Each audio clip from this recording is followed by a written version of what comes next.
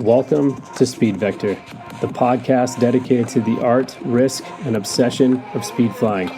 I'm your host, Victor Garcia, speed flyer, skydiver, cinematographer, Navy veteran, and full-time gravity junkie. Every week, we dive into the lines we fly, the gear we trust, and the stories that push us past the ridge and into the void. Whether you're just learning to launch or chasing the perfect line, this is where speed flyers come to connect, learn, and stoke the fire. This is Speed Vector.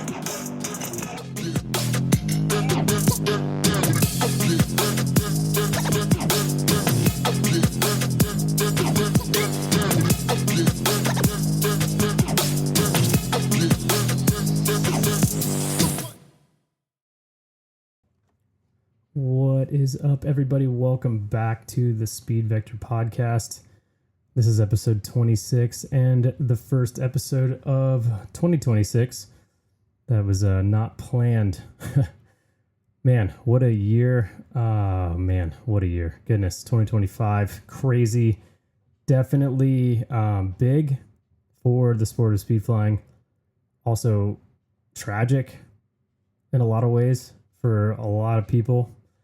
You know, this community is so small that you either know someone that got hurt or unfortunately died, or you're friends with somebody that knows somebody that did one of those two things. And yeah, I mean, it's tough, you know, it's not easy to process that. It was sport that we love so much, sport that we, you know, a lot of us dedicate our lives to, a lot of us build our lives around, and you never like to see anybody get hurt or obviously get killed. So my hope is that 2026 is as injury free as possible for every single one of you. And I also hope that this show kind of helps people become better and safer pilots. You know, my goal from the start was to have pilots on that set the standard for both,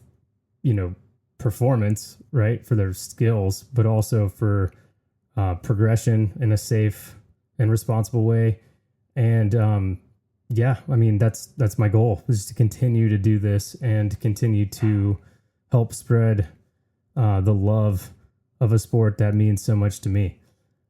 So for this episode, I'm doing something that a lot of podcasts do, apparently, which I did not know until kind of recently, and that is do a little compilation of some of my favorite clips from the first year of the Speed Vector podcast. I started in April, kind of selfishly. I mean, maybe not selfishly, but, you know, my intention was to build a platform where people that, you know, like I mentioned, are badass pilots, best pilots in the world, could come on and talk and tell their story and kind of say whatever they want to say to whoever's listening. I've got the analytics, the metrics pulled up for the Speed Vector podcast right now, and it is humbling. Literally every single continent in the world, this podcast has been listened to, and some random little spots too, like tiny little islands that I can't even pronounce. And everywhere in between. You know, it's pretty remarkable, and I'm very humbled and honored that you guys take time to listen to the show. To all the people that have reached out on Instagram and texted me or seen me in person and said what's up and said how much they love the show, thank you so much for listening. Thank you for being a part of this. This show wouldn't be a show if it wasn't for you guys and gals. So thank you very much. And yeah, cheers to 2026. Happy piloting. But I guarantee you there were some people that, of the hundreds of people that were there, that saw that and they were like, oh, that's cool. Like, I want to do that, you know? And I mean, maybe I'm a firm believer in that this sport changes lives, like for the better, you know? Oh, yeah. Whether in any air sport, right? In any sport really, but like air sports obviously hold a dear place in my heart. I feel like there's a lot of life lessons and a lot of like deep, meaningful relationships that blossom through the medium of speed flying and paragliding and stuff that you just don't get from watching a live stream or from going to work or going to school, And Yeah. I don't know. I think it was a cool opportunity, even though it was annoying, I'm sure, to be on that shuttle and to have to wait an ungodly amount of time to get up there. Like, I mean, Tim literally was like, dude, I could have done 3 shuttle flights in the amount of time it took me to do one because of this guy. But Yeah. I don't know. I mean, and that's why I was reflecting on it, because I'm like, maybe it's a good thing, Maybe it brings a fraction of a percent of those people to a sport that changes their lives for the better. I don't know. Not saying that they don't have good lives, but I'm just saying, like, there's always room for improvement in everybody's life, and I feel like these sports, especially speed flying, like, brings a lot of improvement. Yeah. As long as you do it the right way. But it could bring us some money for R&D for those airbags too. So, amen, brother. just Could be saying. money to make the podcast, which would be rad. Yeah. Dude, I wish I could have brought Tim just for like one moment with me to a Ludenese turkey like in 2019 when it was popping, just so he could see how many people were on launch. And there was no streamers or famous people like up there causing the hype. It was just pilots. And he would have been like, wait, what? I gotta wait in a line? It's like, yeah, you do. You do. No pressure, but don't blow it, Yeah, because if you blow it, you got to go all the way back up and wait in that line again. But dude, seeing that many people compared to like, when I was learning, maybe 20 people on launch. Just like, or they had a fly-in. My first fly-in was when I was still learning over Memorial Day weekend in like, 2017, 2018. But yeah, there was maybe like 100 people there, maybe 130. And I thought that was just like a ridiculous amount of people. But no, I mean, it is. I mean, when there isn't a famous person there, it's a lot of people. Right. Yeah. But I mean, that's Europe, Like, are you talking about Europe? Or are you talking about No, I'm HSB? talking about like Horseshoe Bend Flight Park, grand opening weekend, Memorial Day, like 2018. Yeah, 2018. But yeah, their grand opening. Yeah, there's more people than I'd ever seen in a flying location before. But yeah, it's just like that. There's just a tremendous amount of like pressure to fly.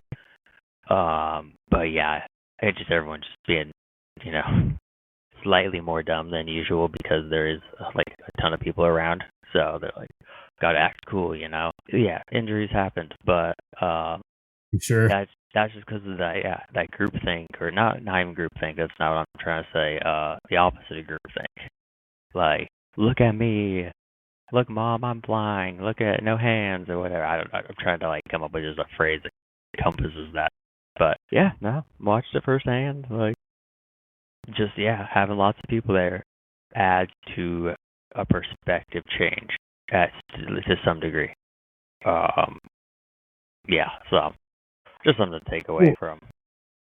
I think that kite risers are amazing. They're opening up a lot of stuff. Like I said, for me, the part that I'm kind of giggling about is the fact that all of a sudden people are like, oh, I have glide. I can do stuff, right? And I'm like, yes, you can. That's awesome, right? And so, bringing that style into to people, I think is great. But yeah, as Bonnie said, I think, it's a bit of a double-edged sword. And I think that, my advice to anyone watching this that cares is that, like, kite risers are super duper duper cool, but they're a tool, right? And they're just something that you need to learn in addition to everything else. And, going back to what I was saying about, how you fly and energy management and all that kind of stuff, if you can learn to utilize them, they're great. But if you rely on them, right? If you get to the point where, you don't really fully understand why the wing is behaving the way it behaves or how it's going to behave or what it's going to do, then you're back into that luck bucket that we were talking about earlier, right? So, I think people should learn them. People should enjoy them. But the last thing I'll say about it is, I think some folks are getting on them way too early, right? I will say this. I have a 6.8 meter Fury Max, right? That's one of my speed riding wings. And going back to what you were saying earlier about speed riding, you have a lot of surfaces. Oftentimes when I fly off a cliff with that thing, I'm flying my skis before the wing is flying. You know what I mean? Like, I have to think about the angle tech. I mean, It's Sure. an absolute weapon, and it hauls ass. And that's a 6.8 meter, right? And the 10-meter line is faster. Hmm. Oh yeah. And when I flew that, it blew my mind because most people are not going to buy a 6.8 meter. Most people are not going to sell most people a 6.8 meter. But a 10 meter has a different, kind Still of small, aura to it. And I know that, and yeah. No, I'm saying good. like I agree. It's still small, but it's not a 6 meter. You know, like it's that. You know what I mean? But you're right. Like my 13 meter line was faster than my 9 meter Rapidos in the same kind of, like I could not get the Rapidos to go as fast as the line. It was crazy, and it's like four. It's a significantly bigger wing. I mean, when you just lay them out, it's way bigger, um, way faster. It's that those things are insane. But Yeah, so I just want people to be careful with that because yes, it again, like I said, these are things that in the history of speed flying when we were flying wings, like you're talking about the phaser, you were never going to get a phaser to go anywhere near that kind of speed. It just was never going to happen. Even if you were flying at 8.5, right? It was never going that fast. And now you just go hands up, right? And so that's my only like caution with folks in kite risers is that like a lot of people are getting into them. They're getting into them very early. Stay on the big ones, right? But even recognize that the big ones are still really fast, right? And they're still pretty steep. And so I just hope with that folks, if they want to get into that style of flying, they should absolutely do that. But my advice is to not start there and to again, like you were saying, get a few sizes down on a traditional wing and then upsize on a kite riser wing and then kind of reteach yourself to come back down, right? Don't get in this mentality of, hey, I fly a 9, I should get a 9. Like, don't. right. No, I agree. And the goal shouldn't be to fly the smallest wing you can fly. I think that's something else. And I saw it in skydiving a lot, and I see it in these worlds where it's like you're not cool if you're flying a double digit wing. And I wholeheartedly disagree with that. I mean, you can have so much fun on a 16 Mirage. Probably way more fun than you'll have on a an 8.5 Mirage. I mean, because you can do more, right? I mean, yeah, you get more material to manipulate, but it's not like it's not like you're less cool. It's just like this weird stigma that I would love to just erase because it's so wrong and it's a trap. So no, I fully agree with that. To add to that a little bit, like again, not that anyone ever needs the respect of somebody who's been in the sport a while, but watching a good pilot on a big wing is way more impressive than a bad pilot on a small wing. In fact, most of the time, the bad pilot on a small wing, we're not watching. We're turning our heads away. We don't even want to see it, right? Because we know what's going to happen. So, be the good pilot. And you can be a good pilot on a big or a small wing, but like, again, be a good pilot. Like that's all it boils down to. And so fly something that's teaching you, fly something like, don't be in a rush because downsizing is doing nothing but taking away. I agree. It is like slow is fast, right? There's so many things to learn. There's so many things to do. And, taking your time and really trying to perfect something, right? Like you say, so you're working on a swoop, or you want to swoop, right? So again, you don't start with the 270, right? You start with a much smaller turn. And then you get that turn to the point where you can't squeeze any more energy out of that turn, right? This is actually swooping is another really good one. Like us on a 90 can usually outswoop most people on a 270 because we can keep the energy going, right? Not everybody, but a lot of people, right? Because if you don't manage the energy right, and so again, what you want to do is you want to learn that wing, you want to learn that thing, and you want to just hammer it and hammer it and hammer it until you've gotten as much out of it as you can. Then you go to the next thing, go to the next thing, go to the next thing, and that's what keeps speed flying. That's why we're still doing it after all these years. If you approach it like that, it keeps it fun, it keeps it interesting, right? It's not just how close, like how much can I scare myself, right? And did I scare myself to the point where I don't want to do that anymore? It's more like, okay, this like little discovery of this thing and that thing and this thing. So yeah, I think it's just that's how we approach progression. Yeah, and going back to what he's saying about getting hurt and watching people get hurt, or we could like know it was coming. And the number one thing we would look at, we could see a pilot and we could instantly know if they were going to get hurt was their mentality, their thought process, and their way of thinking, and their way of talking about the way that they're flying and a way that they're going to progress. And so we could just tell. And we try to like slow people down and say, hey, you should look at it differently or whatever. And like we can look at each other and be, they're gonna get hurt. And sad but true. And progressing slower is a huge help in that. And just number one is mentality. A lot of people get hurt because they're flying when they're tired. So you always want to be in the right mindset to fly, and like know when not to go is like the best advice that we could give. Trust your gut. Actually, that happened to me in Switzerland last March. We go there every year for speed riding, and all the way up, my gut was screaming at me so loud. It's never done that before. I'm like, something's going to happen. And I got to the top, and I looked at our friends and I said, hey guys, I'm not going to fly this lap. They're like, really? Why? I was like, my gut is screaming at me so loud that it hurts really, really bad. I was like, I'm not going to do it. I'm going to take the gondola down. And as soon as I said that, I felt 100% better. I wasn't sick anymore. And I just knew it was the right thing to do. They went and flew and it was fine, but I just knew it was not the time for me. That's so And interesting. you just got to listen to your body. Yeah. Yeah. It was really cool, like, to feel it. For sure. Yeah. So I gotta say a couple things about what you both just said. So the day before I broke my leg, I was sitting on the couch where I ended up sitting for 10 weeks the next day, and I literally thought it was like a thought that wasn't a thought. It was like a subconscious thing, but I was like, man, it would really suck to have a broken leg right now and be on this couch. And the next day it happened. And the whole time I'm like I don't want to be flying today, but my friends were there, and it's rare that everybody's there. And when we were just going off Airport Ridge, we weren't doing anything crazy, relatively. Right. Then it happened, right? So had I just listened to that, my biggest thing in my life, throughout all the sports that I've done, and a lot of team sports, a lot of action sports, a lot of filming of action sports in dangerous environments, like swimming at Pipeline with a big cinema camera in Hawaii. I was doing that all the time in East Swell, pretty much. I had to convince myself every single time that I was ready for the conditions. Like I've always erred on the side of caution. So it's this like big internal dilemma with me where it's like, I don't know if I'm just being scared, like rationally, or if it's irrational, or if it's a gut thing. It's really hard for me to differentiate them. It's something I've struggled with forever with dangerous sports, not necessarily with like, normal stuff, but it's not like, hindering to my life. It's more just like, with the more risky activities. Right.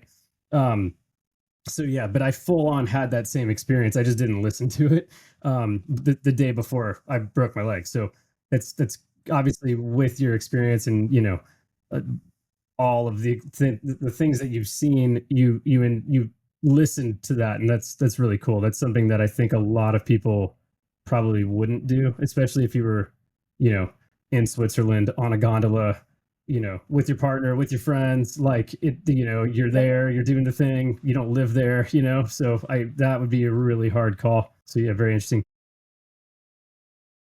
Yeah. At this point, I mean, the goal is as old as we can make it, is what I always tell. Right. Like I know. the longer you're in this sport, the cooler the things are. You don't require youth to do a barrel roll. You require knowledge. You require timing. You don't need the Sendy. Like I can do a barrel roll and do it. It can look very boring, because you're going to see that it's very methodical the whole way around. Or I can do it and it looks like I'm sneezing, where I'm just flying, and I snap them. Like I like to use a barrel roll as a tool. Sometimes I'm diving it.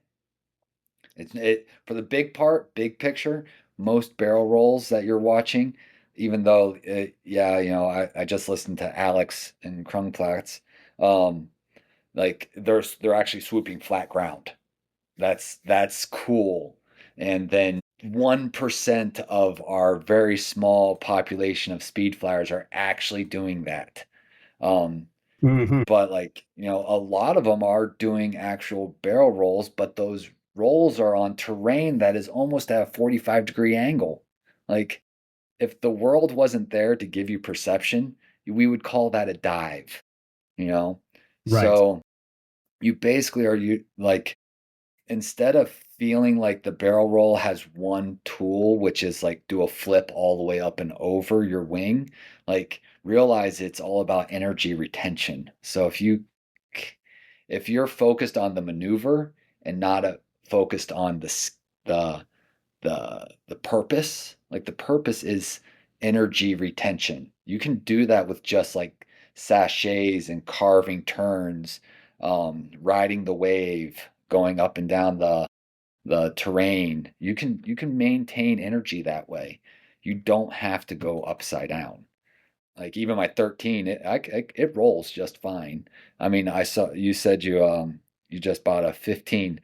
It rolls, but you're gonna have Yeah, I'm some not gonna be. commitment. I don't think I'm gonna be. Yeah, yeah. I just tried to They're roll not as snappy. an 18.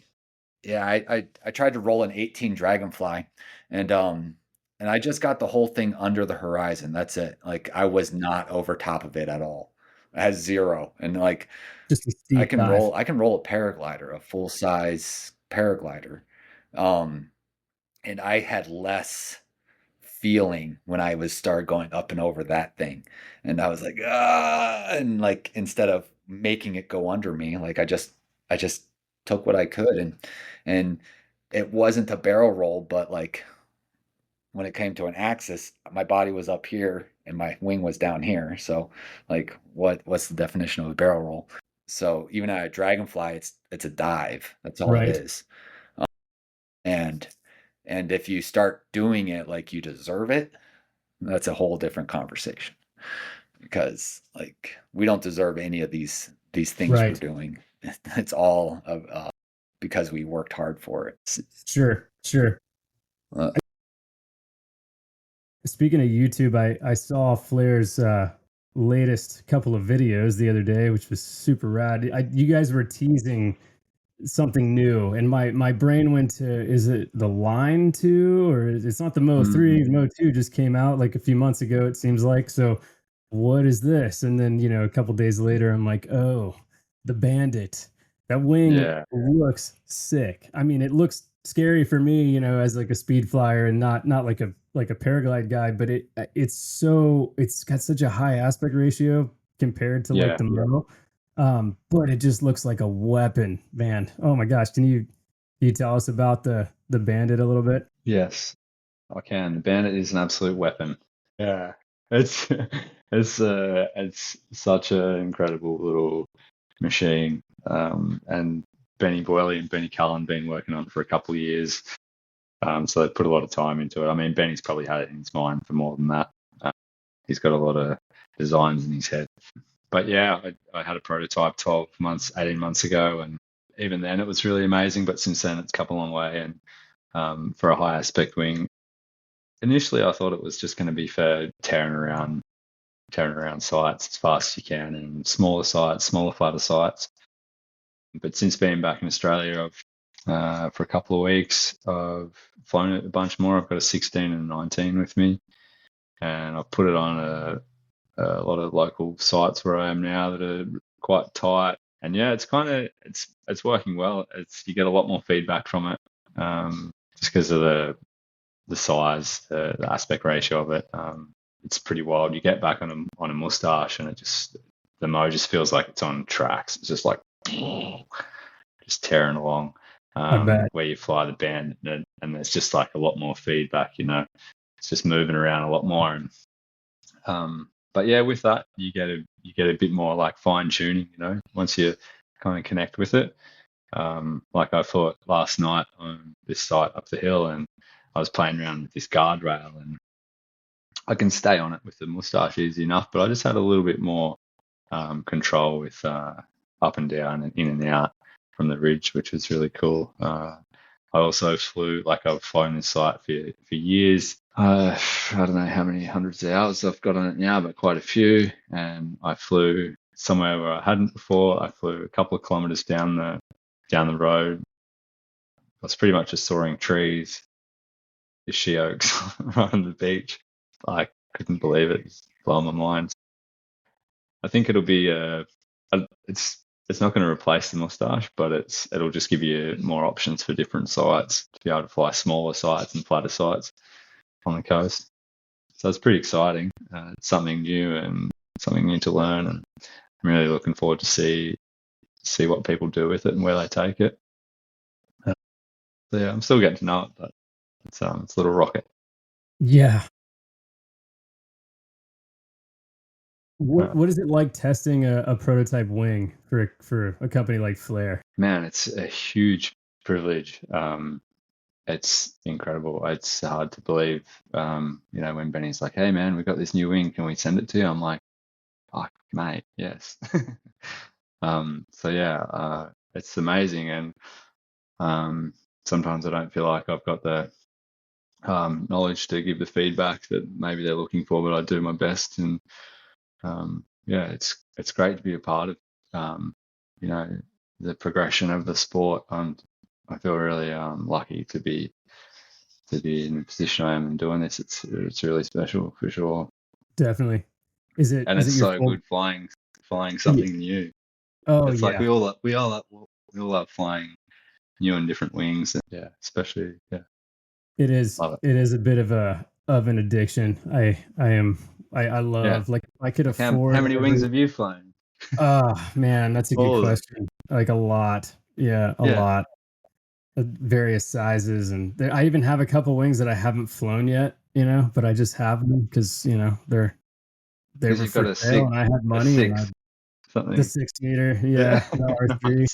Yeah, it's kind of funny. Like I pulled it out the other day, just like in one of our rooms in our house, and I was looking at it, and I'm like, I really like this thing. Like it's just it's so small. It's so small, and it's new. I mean, I bought it used, but like barely, like maybe 30 flights. And really well taken care of for the most part. And I'm just like, yeah, it's just so it's funny, right? Because the smaller wing is easier to handle when you're just like, on the ground or whatever. It's easy to pack because it's like a bed sheet. It's smaller. It's tiny. I mean, this thing is like atrociously small. But thinking of actually flying it kind of, scares the absolute shit out of me, as it should, right? But I'm thinking maybe, in the spring with some skis on and some like, chill terrain, just like, just ski down with it over my head. I don't know, see how it feels. Kiting, it's fun. It's super reactive, obviously. I mean, if you look with your eyes to the left, you're probably going to turn left, which is, I'm obviously exaggerating a little bit, but that's how it feels. I mean, it doesn't take a whole lot. But yeah, I mean, it's cool. I have a lot of respect for people that fly those things because they're pretty full on. I mean, it's no joke, but I don't know, man. I do value my life. So, and I don't want to get hurt again. So, I mean, I've been having a lot of fun lately on my 14 meter Freya. It's like fluid wings, mini wing kind of hybrid, and super easy to launch. It's got an awesome flare. It doesn't fly that fast. It wants to soar, which scares me. Like I want to soar when I want to soar, not like when it's just a little windy and I'm trying to speed fly. It's it's a different, for me it's a switch. I think I have to flip, but it's a fun wing though. I mean, I've flown it around here on some really flat stuff that I've never even thought of before as being possible, and it handled. So awesome. Yeah, I'm enjoying that. And that's pretty much all I've been flying lately. Flame 13, got a lap on one of those a couple weeks ago. That's a cool little wing. It's levels kind of a mini wing hybrid deal. And I kind of want one, but it's weird. The Flame 2 only comes in a 13 or a 10. Like bigger sizes and smaller sizes, but there's no 11. And I was kind of hoping for an 11 because they're so efficient and like the launch is really flat. I already have a 10 meter Fizz, so I'm like, I don't know. Yeah, I'm not buying a wing anytime soon, but that's I could see myself wanting an 11 meter Flame. Maybe the original. They just don't make it in the 2, unfortunately. But okay, it is what it is. You know what I really want is a Mo 2. That's actually what I want, but they're pretty sick. How would you how do you compare the Mustache 1 and 2? I've watched a bunch of videos, a bunch of your videos about it, but I'm curious I'm curious your thoughts. Yeah, sure. Biggest thing that came with the Moustache too, or the first thing you realize is the extra range you get on the lower end. So the travel's a lot. You've got a lot more travel there. So you can fly it slower better, and stall point's a bit lower. Came with tip steering, so it turns a lot sharper. So yeah, and it's I'd say it's a little bit faster. Dive's pretty similar. It's like when you get back on the one, you really realize how much has changed, because the trim's a lot higher and you have less range and it feels a bit heavier. The mini ribs on the two lighten up the pressure on the brakes a bit. So yeah, it's just a bit more compact and yeah, user friendly, I'd say. Thanks, man. It was when I think I'd been on the parakites for 2 seasons. I suppose it was the last accident that I was first responded to that really provoked me making that video. It was my friend Brenton, super gnarly accident, collapse. But that was the fourth accident that I'd been first responded to that ended with a heli. 3 of those were pelvic surgeries, and the last one just really shook me. And it was at the time when there was the brand that was bringing out kite risers to retrofit onto wings that weren't designed for them. And there's an argument, pros and cons for that, but that's an argument for a discussion rather for another day. But I really just wanted to talk to people and say, like, hey, look, I've seen some gnarly shit recently, and let's all take a step back and check in with ourselves and check in with our friends. I was seeing guys that were coming into the sport with on their first season, and they're throwing barrel rolls on the coast on ridges that are under 100 meters, and it was just like, it probably came from the place where it was really hard for me to witness these accidents, and it was really affecting me when being first responder to them, that I didn't want to go through that every season, because it had been once every season for the 4 years prior. And yeah, so I suppose it's just having a chat, and that was probably a way for me to deal with that last accident that I was involved with, and the response that I got from the community, whether it was in the comments section, but mainly in the DMs, coming from Instagram and Facebook, was really cool. It opened up a lot of really cool conversations with people from all walks and areas of air sports, from skydiving, base jumping, speed flying, soaring, kite surfing. How people deal with getting hurt themselves and then watching their friends getting hurt or worse, and checking with each other and doing the whole risk assessment thing with your friends and yourself. I think it's something that's important. We need to have a little refresher every now and again, and I agree. It's pretty easy to get carried away with ourselves, isn't it? It's you get on a high, you've been flying well, you're super current, and you start to push it, and then you get reminded sometimes that like, you're not invincible, and the ground is hard, and gravity wins, and unfortunately people get hurt, and but it is a part of the game, but it's at the same time, like, there are ways to put the odds a little bit more in your favor versus the other way around. So I don't know. It definitely hit home for me, and I could be getting like the time frame wrong, but I thought it was like April or May. It could have been later in the summer, our summer, your winter, but I don't remember. Do you remember like roughly the time frame? Well, the accident was in November, so it was probably a few months after that. It might have even been the following season, like at the start of the season, just because, it probably would have been the start of our flying season, or just prior to, just as a little reminder. A reminder to my friends, but also like a reminder to myself, It's like, right. Yeah, checking in with myself. And yeah, I don't know. I suppose that's just how my process. Sure. I got to I make mean, a video out of it. yeah. So I I love mean, making videos. like learn how to skydive. Go to. I think he did some of the training at Skydive Arizona. I was around when that was going on, but I didn't see him. It was pretty separate.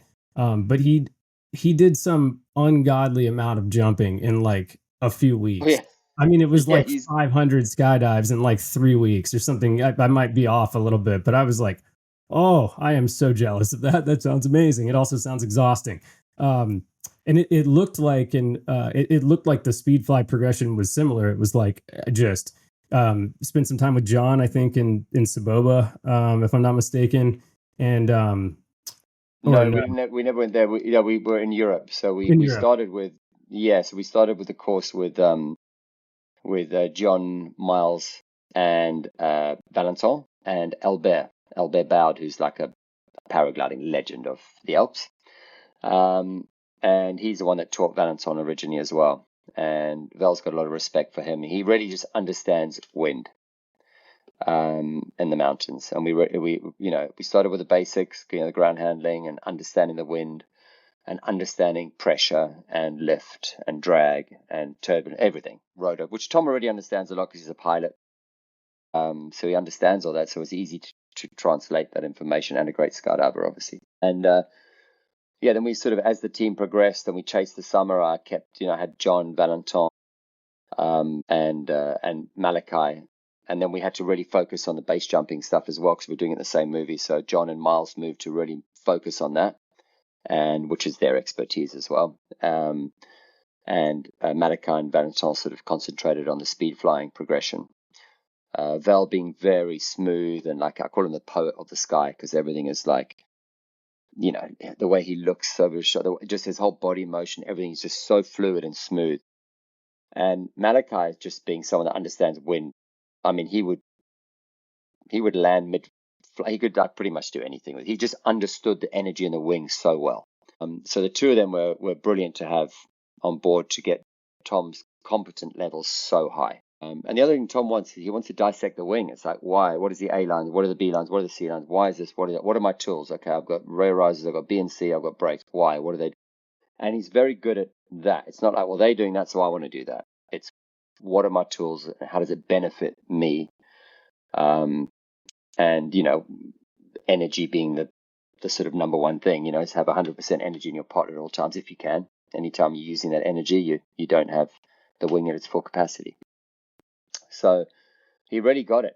And as a result of that, we just flew, but we did fly a lot. And Malachi has a story he loves to tell everyone to take the mickey out of me. But we, I think first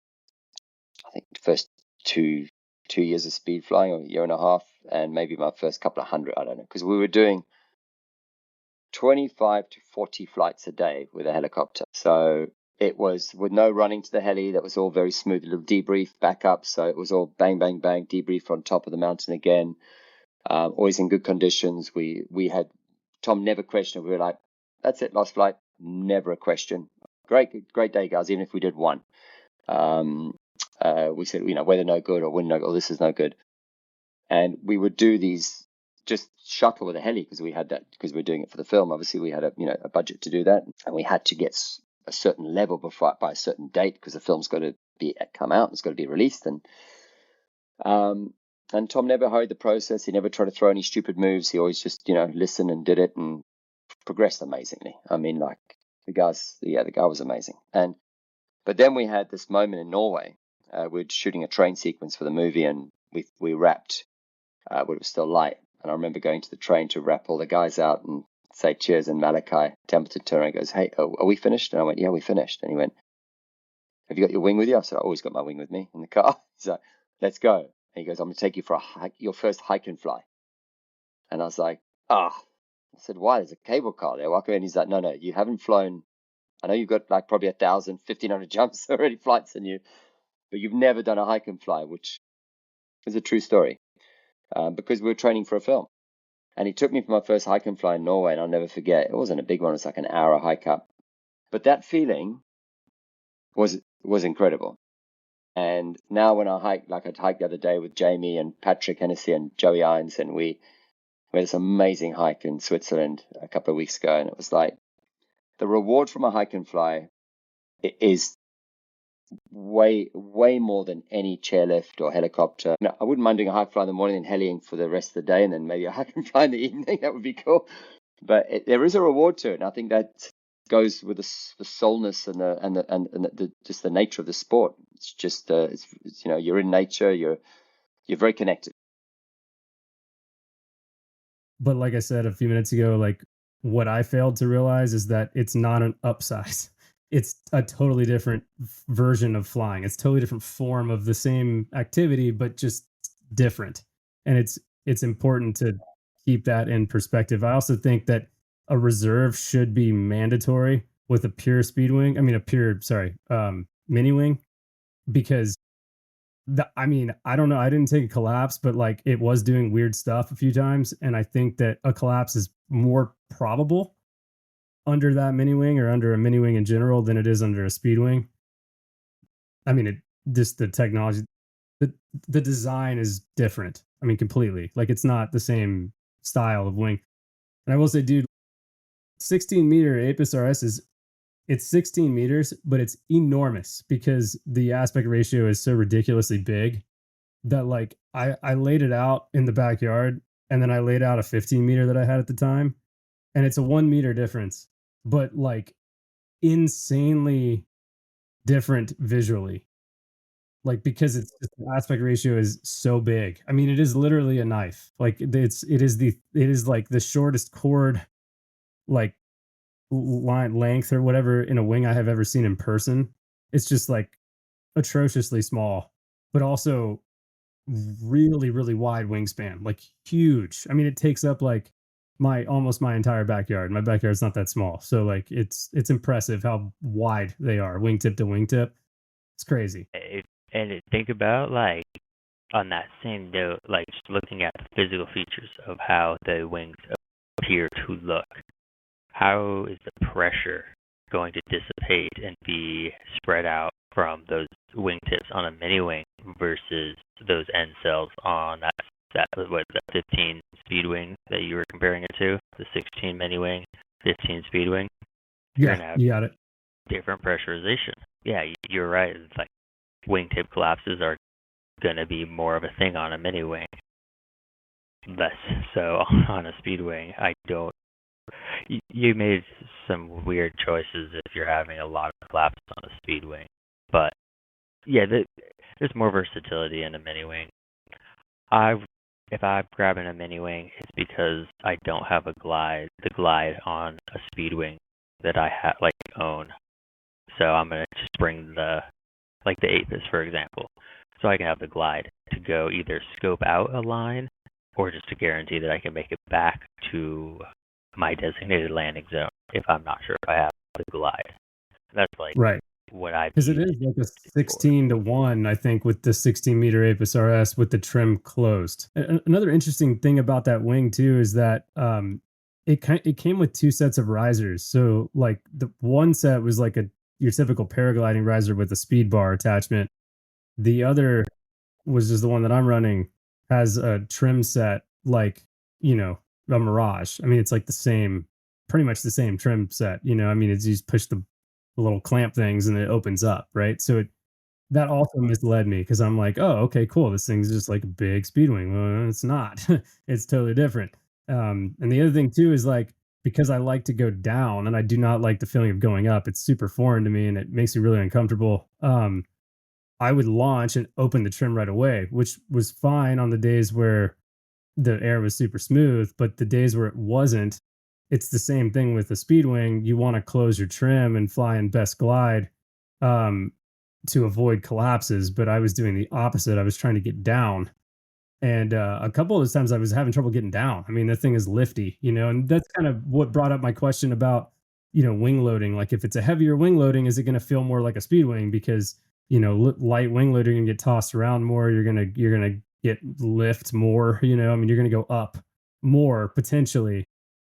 I could be wrong on this. At least I guess I'm still coming at this from a speed flyer's perspective because I've flown big speed wings and gotten some boost. And then I've never felt boost on a small speed wing because I'm going too fast and it's the wing loading's heavier. So I just equate it to the wing loading, but it's probably also has something to do with just the surface area in the sky. I mean, it's, more, right? I mean, there's something to be said about quantity. You need the quantity. The quantity is going to save your life. The quality is for the soul. You know, the, you go do this big 3,000-foot mountain that's new to you down the road from your house. That's going to make your soul happy. The quantity flights are going to make your legs happy and not broken. Right. And there's nothing wrong with pounding out laps. Like, honestly, a lot of my videos, like with me and the dogs running with me on the ground, that's like a 600-foot tall, 500-foot tall little bump in the road.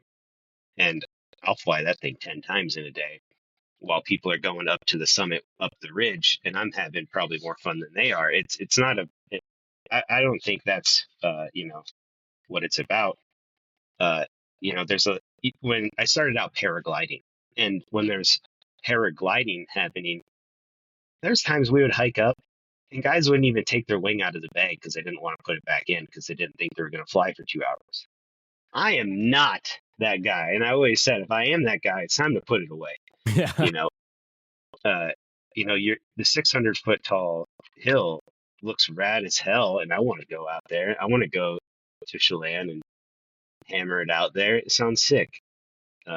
There's nothing wrong with quantity over quality, because one thing I've realized with my Instagram following is there's probably more people following me that aren't paragliding people than your probably standard Instagram people, and they don't know that it's 600 foot. They just see this amazing, beautiful thing we're doing, and you got cool flying, man. Don't be like that. You got, everybody thinks it's awesome. And, right. I mean, it is, right? It is. But when you are wondering what your peers are going to think about it, right? Like, and that's a huge catch point too, right? That I've talked about before. Yeah. We talked about other people. It's like, yeah, I mean, you want to be accepted by your peers. I don't really care if like the whoever, right? The random, quote unquote, civilian, right? Like the normal people aren't. I call them civilians too. That's a perfect name for them. I'm Ground not civilians. being rude, right? Yeah, ground. Yeah, the ground pirates or whatever. I don't know. No shade, right? Like it's all good. It's definitely not for everybody, and I'm cool with that. But yeah, I mean, it means more to me when someone that rips is like, yo, that was sick, versus like someone that's never seen it before that's like, oh, what are you doing? Is that like, my God, it's extreme parasailing. No, I'm gonna be tactful and tell them and explain it in a way that makes sense. Most people are like, speed flying, is that like the squirrel suits? Like, no, not quite, but I mean, same, but way different. All my wingsuiting buddies are going to murder me if they listen to this, and I'm like, yeah, it's the same thing. It's not. There's more. It's not. I mean, that is the extreme leading edge of literally of walking that thin line. But I mean, I also know a lot of well, not a lot. I know a couple of former wingsuit base folks that gave it up and switched to speed flying because it's like a similar visual. Slower speeds, maybe more control, but similar visual, I guess. I mean, proximity to Earth. Is it like, I mean, I imagine it's cool. Yeah, it's super cool. A lot of the super senders, they're kind of young, and yeah, I'm 43 and still having a pretty good time. But a lot of the guys that are doing all the really, really cool stuff, like they're kind of in their early 20s. So all that running things I was talking about, they got that gear. Like they just and they're ready to run. Right. And they were brought up on mountain sports. They understand how to move quickly through terrain, through trees. I'm not a great skier. If I am skiing, I'm probably on piste. And the older guys, like I meet like this one guy, Carson. I'm like, he's the godfather. He's the godfather of speed flying. He's like, man, I don't want to say he's like in his 50 or like at 50. Like he was in Salt Lake teaching paragliding, teaching speed flying while it was brand new. Like he was part of that groundbreaking period where they were exploring what it looks like, and like he's out flying around, and I'm looking, and I see him, and I was like, oh dude, there's Carson. No one has a clue who he is. I was like, you guys don't know that that's the guy. Like everyone's looking at this guy. I'm like, no dude, this is the guy. He's still doing it. That's awesome. And he has a resume. I met him in Hawaii, and I asked him, how to start speed flying, and there was another story going on there, kind of similar to what's going on now, but just so yeah, as these people keep watching and doing this exploring more into their flying, the younger kids, they're sending it, and the technology is meeting their ambitions, which is pretty fun. So now the only thing that kind of punks them is their decision making. Their mountain knowledge is second to none. They're so smart. They know what's going on. Like, but I remember being in my 20s. I have a couple bruises and scars from my 20s too.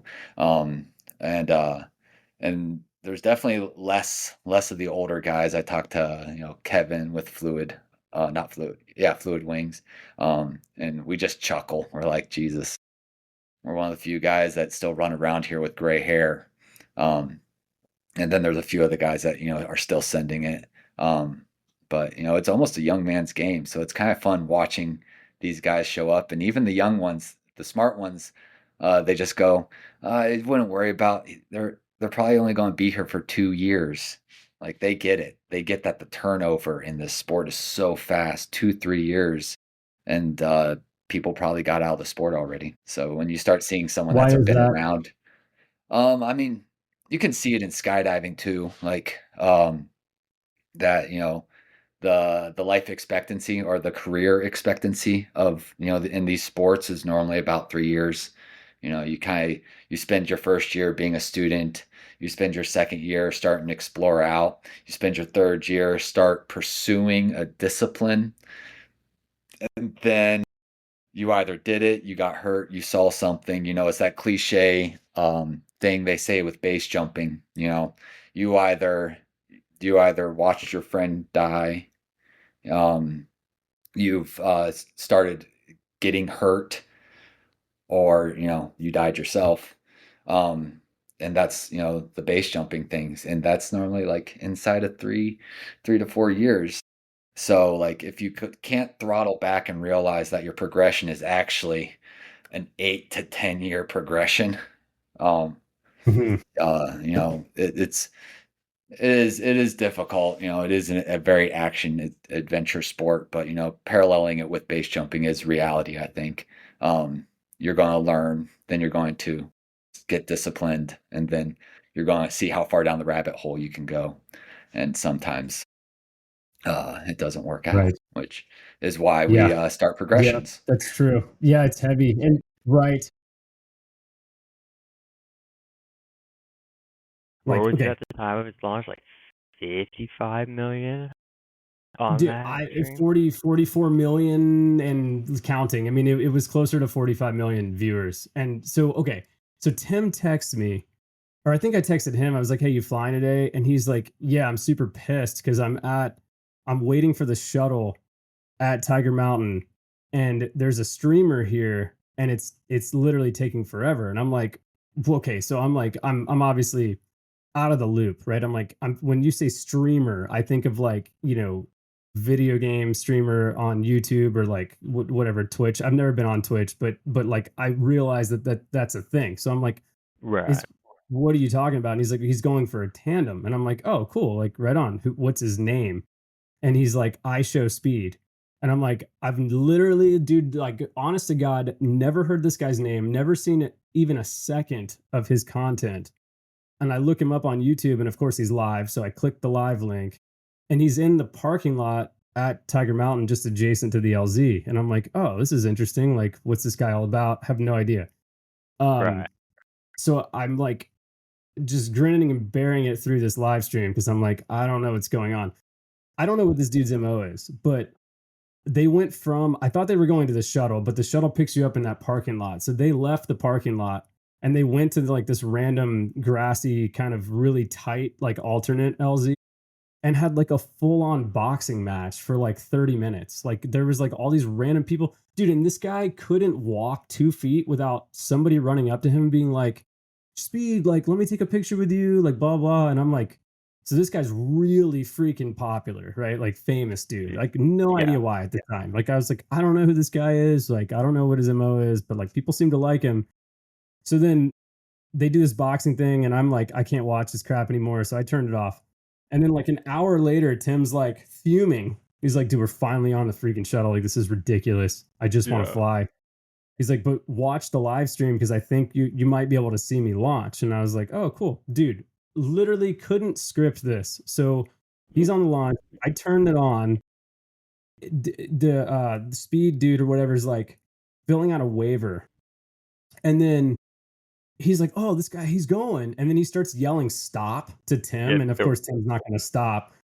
So Tim said he heard him say that, but he's like, he knew it was him. So he was like, yeah, no, screw you. Like, obviously this dude's like a funny guy. He's like, just like clowning or whatever. Right. Whatever. Right.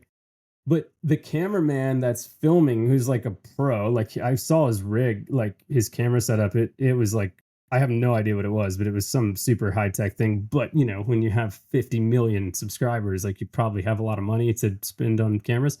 So the dude pans and watches Tim his entire launch. And then the iShowSpeed guy walks down the launch a little bit and they're still showing Tim.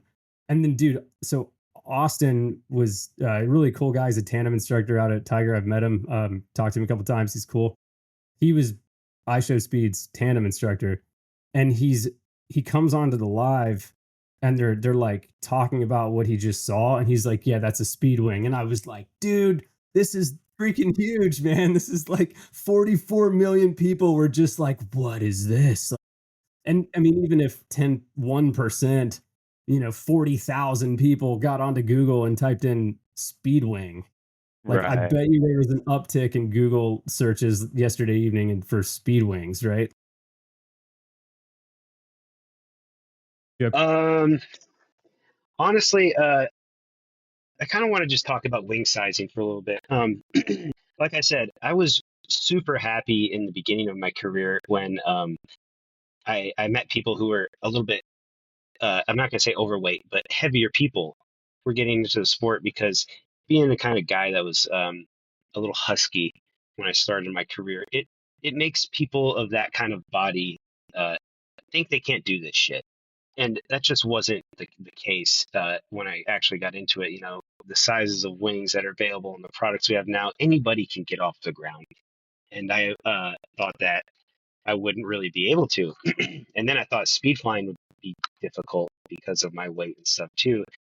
And when I started out in a 15 RS2, I loved that thing. But I also weighed like 240 pounds. So going from a full size wing straight to that was quite a change. And I flew the hell out of that 15 meter. Flew it for about a year solid. And when we say like a year up here, like it's nothing to fly 5 times a week up here if the weather allows. So then I got a 13. I was like, well, let's size down to a 13. The 2RS Plus, the newer one, completely different wing. And I was I weighed about 220, 230 at that point, all up weight, which I never put into account. I never sat down and did the math, and I never looked at a chart to see I was putting myself in the advanced expert category of like wing loading. Over 2. Yeah, like that's definitely over a 2, I think. And It's all we get stuck on downsizing, down. Well, why do you want to downsize? Take a look at your flying, film your flying. If you look at my flying, I think people would be surprised that I'm on a 13, doing the things that I can get out of it. I'm also a little heavier.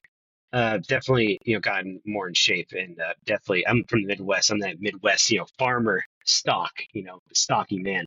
Strong. But I'm still like right just under 2 pounds on it for skydiver wing loading. And just take a good look at your actual flying. What more do you want out of it? Do you want just a new toy? New toys are rad. New wings are rad.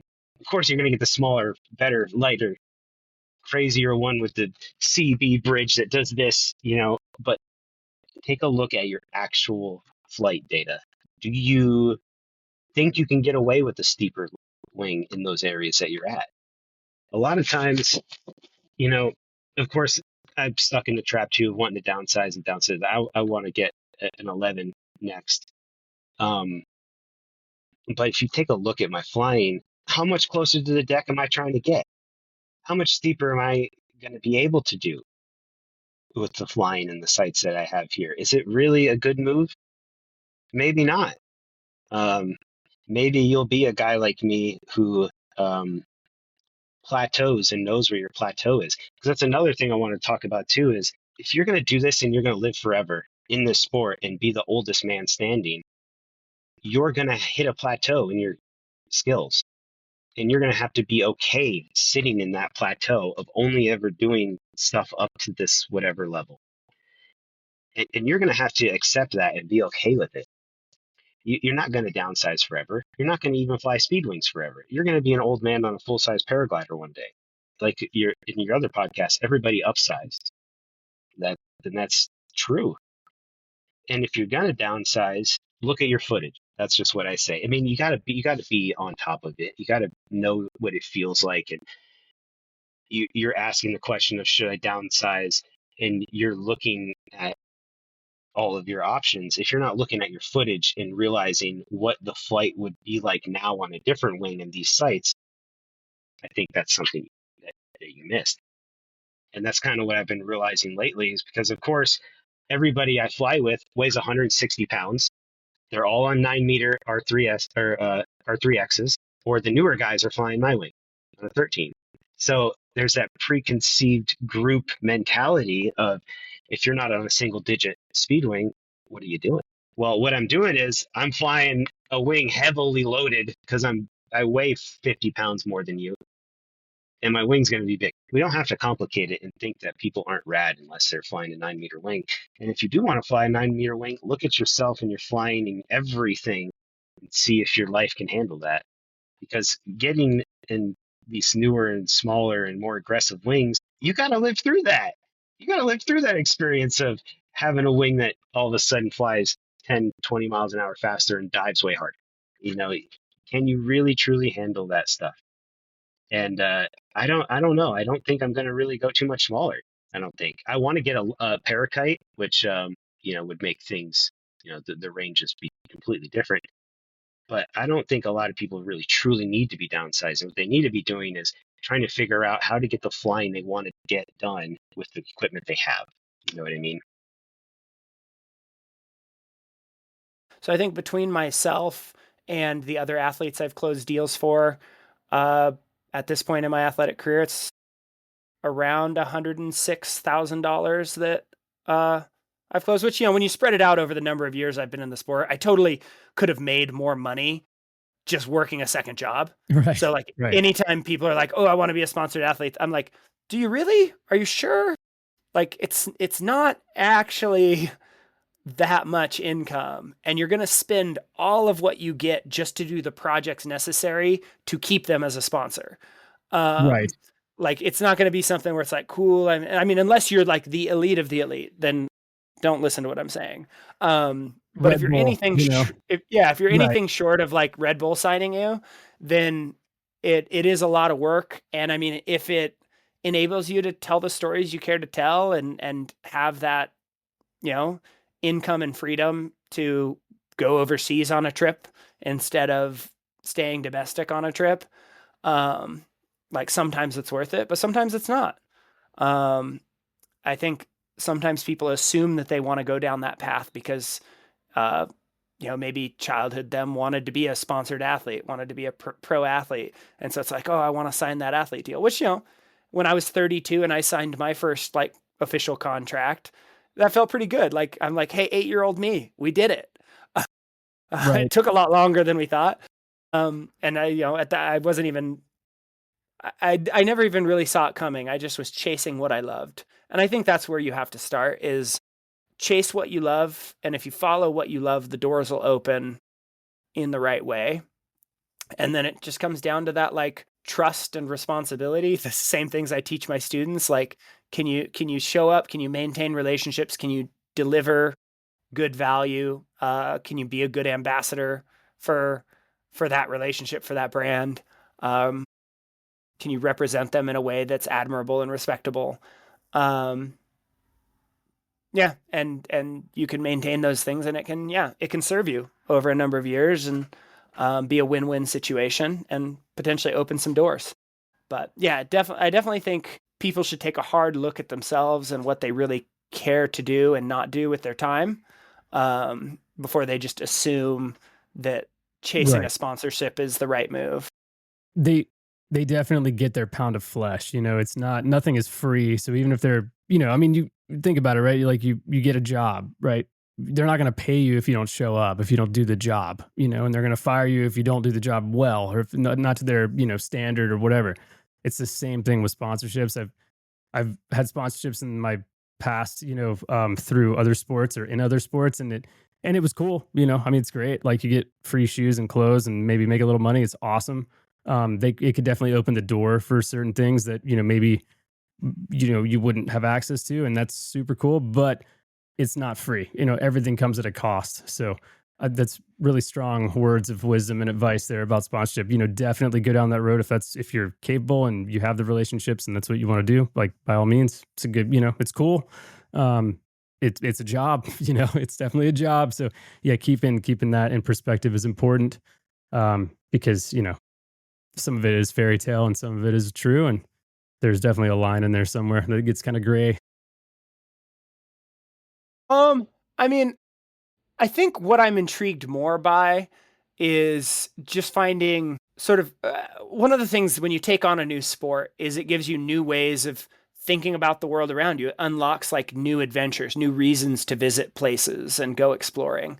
And I loved that about when I made the pivot from triathlon into the mountains, because it's like, oh, now all of these mountains all over this side of the United States and around the world are playgrounds.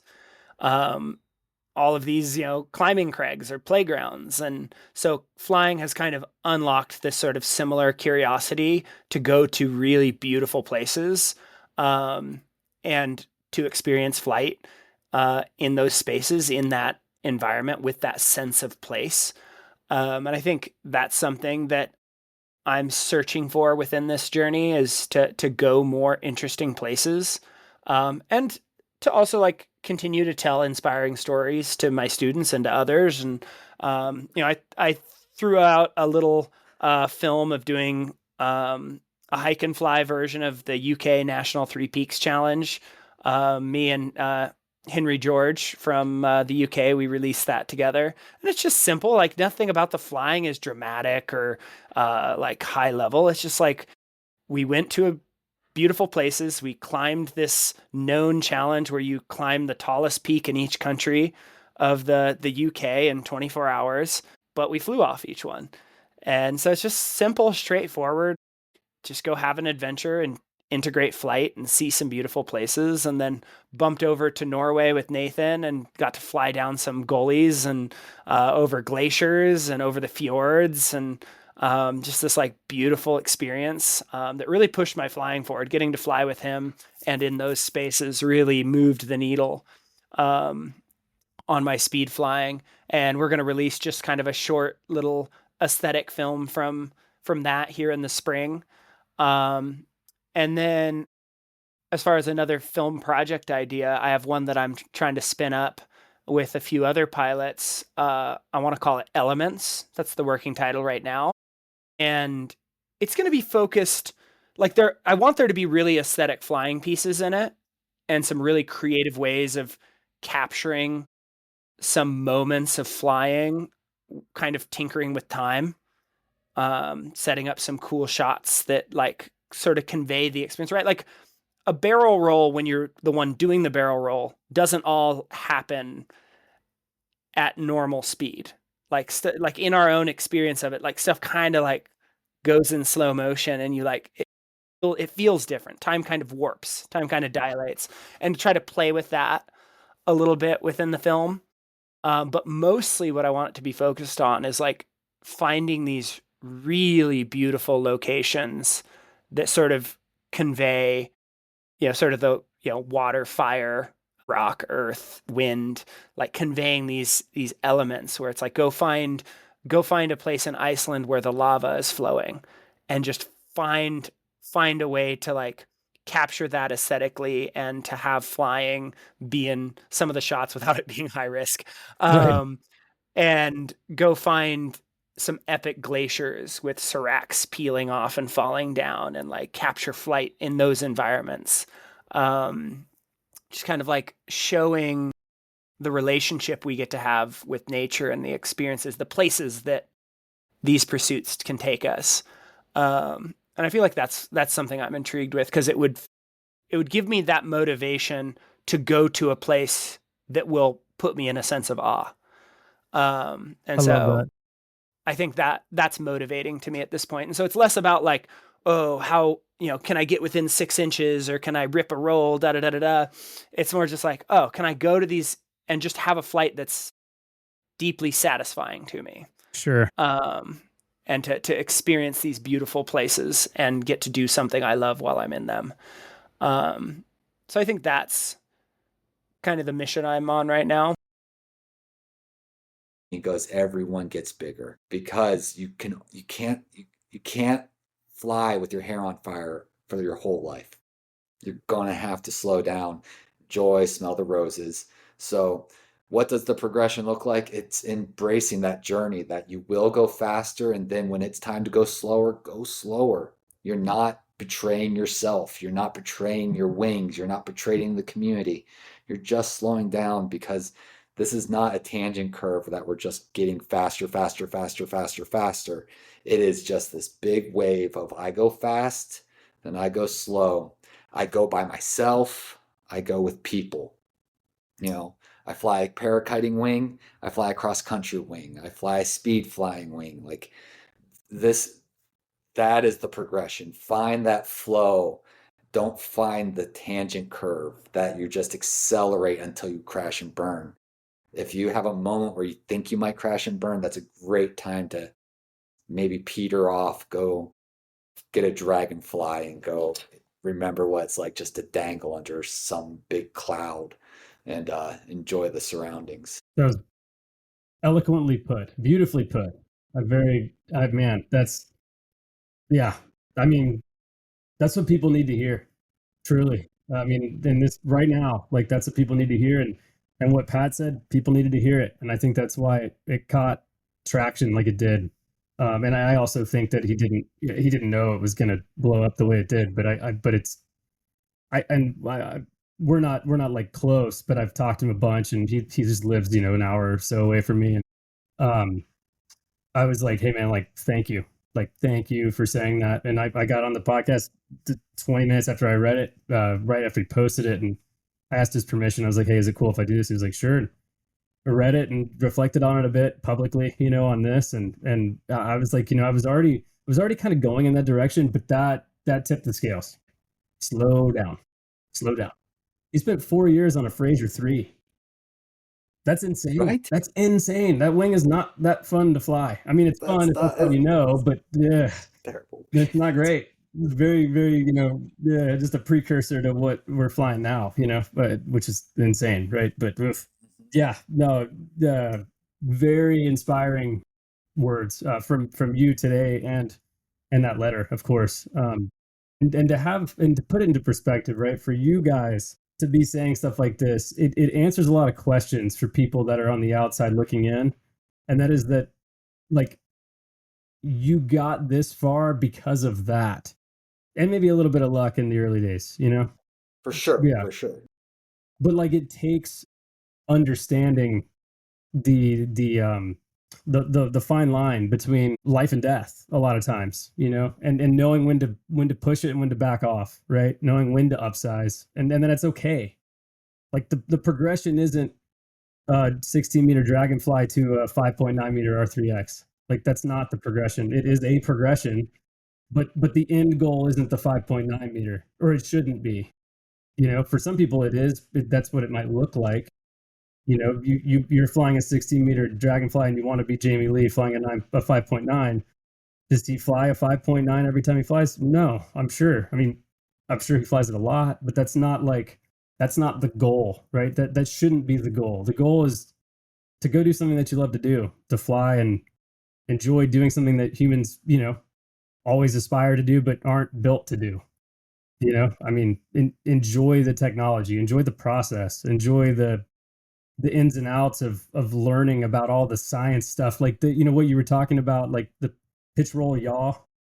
That's page 1 of a 1,500 page textbook, right? 2,000 page textbook. I mean, you can go so into the weeds and then go put it into practice, you know, and like really learn it. Like that's the cool part, you know, the people, the relationships, the experiences, having conversations like this, recorded or non-recorded, you know, like half the conversations I've had with people I wish were recorded. That's part of the reason I started this, you know. It's like to get folks like you, like I've said so many times, to have a platform to then have people hear it that need to hear it, you know, or maybe they don't even know they need to hear it, but they're hearing it. So I hope that people internalize what you've said. You said a lot of really profound things that are awesome, and I think it's just thankful for your time, thankful that you wanted to come on and you wanted to you know, spread some knowledge. Anyway, I have to tell you this story because it's relevant to the fear thing, but and it kind of maybe gives a little insight into my personality with extreme sports or really anything in general. My dad tells this story. I was pretty young, so whether it's true or not, I'm sure it's at least mostly true. But one year for Christmas, they got me this little plastic ramp, you know, like a little kicker. It's probably like 1.5 feet tall by like 1 foot wide, like tiny, you know. And I was a big hockey player and really, you know, pretty good on skates, obviously for that reason. And basically, we went outside into the street and he put the ramp down, and I had him hold my hand as I like rolled up it and then rolled back down backwards. And I was just incrementally getting a little bit higher on this ramp, right? Just over and over again. And then eventually I'm going off the ramp. I'm jumping like 1 foot, like I'm barely jumping. You know, he's still holding my hand. And he got to a point where he's like, all right, buddy, like you're good. Like just keep doing this, you know, let me know if you need anything. So his story is about a half hour later, I come inside and I'm like, hey dad, I need you to come out. I want you to measure how far I'm jumping. It was at least the same day, but in his mind, it was 30 minutes later. Literally he measured out 25 feet from this 1 foot ramp. Like I was going all the way up the street sprinting, you know, as a hockey player, I could skate fairly fast for like a 9-year-old, and jumping like 20 plus feet, landing perfectly. And he's like, so why couldn't you do that 30 minutes ago? And I was like, I didn't know if I could do it. Something like that, you know, something along those lines. But it's 100% fear based and me not believing that I was capable of doing something. So I've never been one to just like jump off the deep end and hope that things go right. I need to like know that I can do something. I need to have the confidence that I can do something. And it's not separate from fear. It's just like, I know that I can do it, therefore I'm going to do it, versus leaving it to chance. Even if I have the ability and skill to do it, right? Which is one of the big reasons why I haven't done a barrel roll. I have never barrel rolled. At least in the speed flying world, maybe have done one in skydiving, probably just as steep spirals, but obviously a little bit different, you know, the wing flies differently. But yeah, I mean, can I do barrels? I'm sure, but I haven't spent a lot of time thinking about it, and they scare me, to be honest. I mean, it's not like something that I believe that I can do, even if it's well within my abilities, because they're not hard, right? It's just something I haven't gotten around to. But my point in saying all of that is that I'm wired similarly. It's like pretty much like if I'm scared of all of it all the time. It's just a matter of having confidence to push myself past like the launch and to believe I can do it and then do it versus hoping that I can do it. So yeah, I mean it holds me back, in certain aspects, but also it's a I could probably be a little bit more, I don't know, aggressive with my decision making. I just have never been that way. So it's Yeah. it's an interesting place to be. So like yeah, when you start talking body position, like we're talking adverse yaw, where's the energy going? Can you create kinetic energy through potential energy? Like it, just like anything, as you get more advanced, it goes away from pitch, roll, yaw into let's get a little bit of pitch, a little bit of roll, a little bit of yaw. And then right. It's all a sliding scale. So I guess it's important as a beginner, what are the basics? What's your pitch control? How's your roll control? You shouldn't have any yaw, by the way. Yeah. Right. If you're yawing, we have another topic. Yeah. But if you don't have beautiful control of that, like honor yourself and do a couple flights a week, if not more, of just focus on what's my pitch, what's my roll, are those completely dialed in and in control? And as you get advanced, that becomes a unconscious consciousness skill. You do it without thinking, just like we stand up. You go tell a 2-year-old to go run around, they're going to fall on their face half the time. But when we go run around, like we don't think about walking, but that 2-year-old definitely is. So you're a 2-year-old at the beginning of your flying, and that's your first balance point is what's your pitch like? What's your roll like? Are you yawing? If you're yawing, you're too deep in toggles. Don't do that. Right. I mean, honestly, brilliantly put. Very, very helpful. And mastering these basics should not be boring. I don't think that like people should be in a hurry to start doing gnarly stuff when they haven't mastered the basics. Like get your launches dialed, get the in-flight characteristics dialed, right? Like you were just saying, dial in your landings, know your wing, and then start thinking about taking it to bigger stuff. Like there's no shame in spending a full season or a full year at Southside, right? Or at Airport Ridge, or, name the spot, right? I mean, there's nothing wrong with that. So, yeah. And I mean, like I was thinking about this, I might have even mentioned it. And I do want to be respectful of your time. I realize you've been at this for a while, but we're cruising. I appreciate it. What is in your eyes, and this might be an impossible question, but what is a responsible progression in terms of time, in terms of numbers, in terms of like IQ in the sport? I mean, is that even answerable? Right? There are a couple guys that I brag about. Dave, I'm super excited about him. They did 350 flights on their Dragonflies. They went to France and took their Dragonflies. They didn't feel like there was a need to downsize. He's come back here and he's doing amazing flights. So stoked to watch it. And I try to tell him as often as possible because or I shouldn't tell him because, but he's humble enough. And like he's doing amazing stuff. He did 350 flights on that Dragonfly and then downsized to a 15-meter R3X. Now, the difference between those is your roll rate is going to be a little more intense on when you get an actual speed wing. So, like, you should be okay with, like, the speed. You should be okay with, like, launches. More importantly, you should really know the atmosphere. You need to know weather better than anybody.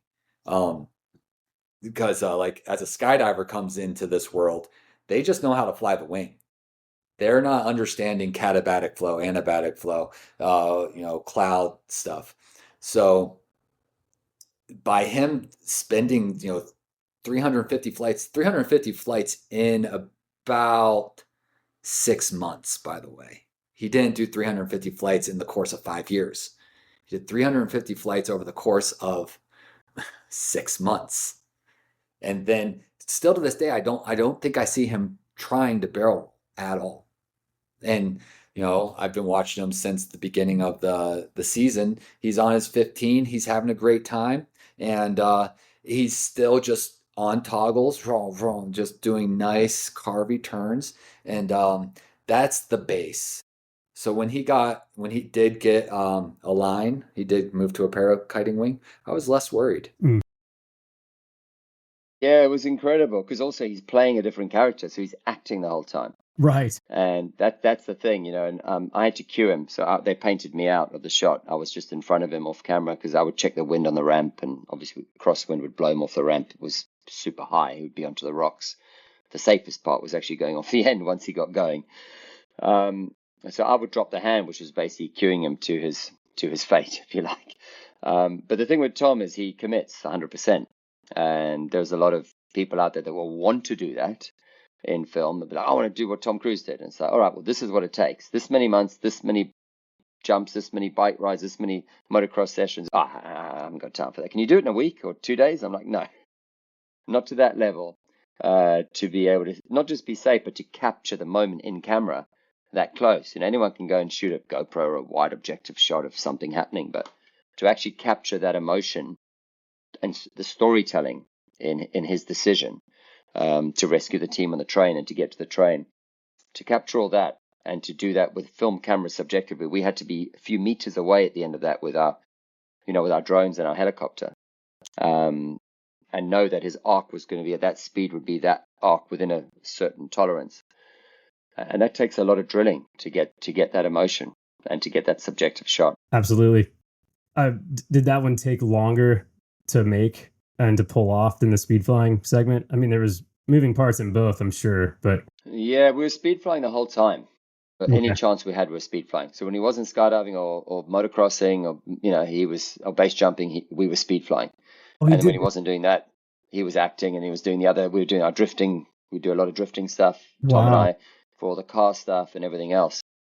Or fight rehearsals. So it was all segmented. And if the wind was good, then okay, we'll switch the drifting to this day. We're going to go speed flying, and then we'll do when the winds or weather's bad, we'll go drifting. So I was constantly changing the schedule to make sure we maximized rehearsal time always, because Tom is always available for that. If he's not doing a performance drama base or he needs to break a script down with the other cast members, he was always making himself available. So that way we could always be pushing. And if over Christmas, the weather's bad over here, okay, let's go to New Zealand, Southern Hemisphere, let's go there, let's go to South Africa.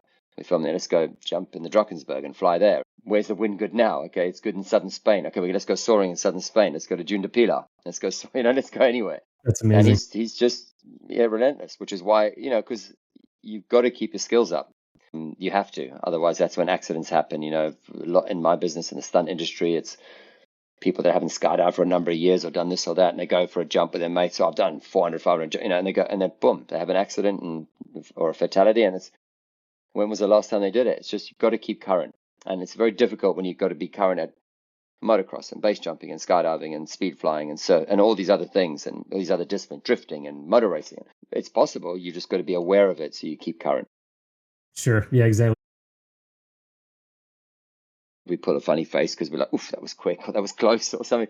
He's got to fly as Ethan Hunt. So he's got to fly as a character. So he's going to be so good that he can actually fly as the character. And in his head, because actors go to a place, he is trying to land and save the team or do whatever he's doing. So he's making sure that that's portrayed to the audience, but he's still got to be focused enough to actually realize he's speed flying for real. And then capturing it, we capture that with film cameras on gimbals. We had 2 cameras with different lenses. We developed this really cool carbon harness that with these gimbal rigs that Malachi could run with 2 full film cameras on them and run a speed wing off a mountain. And the gimbals could take that run, that sprint. And then Tom could fly right up to lens and do it all for real. There was 0 CG, there was 0 anything in that sequence. It's all real. And the landing next to Benji in the car, all that was completely real. Wow. Yeah, so Malachi did the I guess the camera work. the follow cam, and then some of the other Yeah, shots. so the leading and follow cam, there were two big cameras, literally. No head cameras, two big gimbal cameras on the side of his body on this special harness we made. And we had cutaways for it in case there was entanglement. We had all these different systems. And then we had a helicopter following off the side with a guy in the helicopter operating the wheels, two guys. One was operating left cam, one was operating right cam with two different lens sizes on. So you've got them pulling focus and operating the head, up and down, left and right.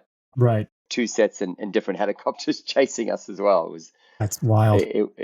So I would go first. I would run off first and do a weather check, make sure there's no bumps, make sure there's no surprises. I was on comms. As soon as I was a certain point, I would give go for launch, and then I'd give good for landing. Then I'd clear the shot, and then the guys would come in. Oh, that's so cool. Wow. Yeah, I think I might have seen a clip of that rig on Malachi that he was running for that scene, and I was like, man, like people trip out about GoPros sometimes, and I'm like, yeah. No, like strap an Arri Alexa or something to you, or two of them, or I don't know what cameras you were running, but something heavy, right? Like they're not, even the small ones are not small. No, he was running about 22 kilograms on each side. Jeez. So he's running about 44 kgs, and Malachi's with his spindle little long distance ultra runner legs, he did a good job. Right. I mean, what was he flying? Do you remember what wing he was flying for that? So he was flying a 13 Rappi Tres, you know what I mean? The Rapido 3. Sure. Yeah. Sure. And what was Tom flying? Tom was on a 11 Rappi Tres 2. Okay. On that one. Cool. Just because when we go to his 9 or something, he goes, it's just too fast and the speed differences are too different. So we wanted to be able to come right up to camera. I mean, because we were wide lenses, so when you look at the actual wings, we were not that far apart before he then would do the spiral away and do all that. So yeah, it's a beautiful shot. It's a beautiful shot.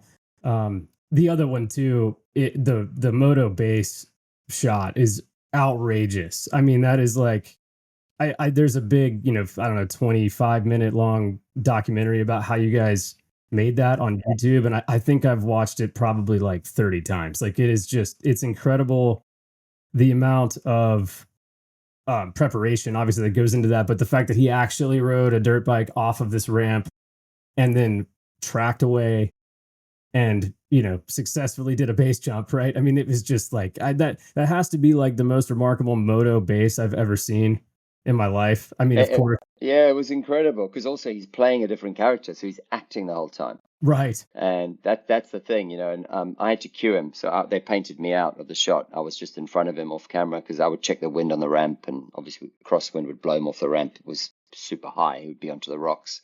The safest part was actually going off the end once he got going. So I would drop the hand, which was basically cueing him to his fate, if you like. But the thing with Tom is he commits 100%.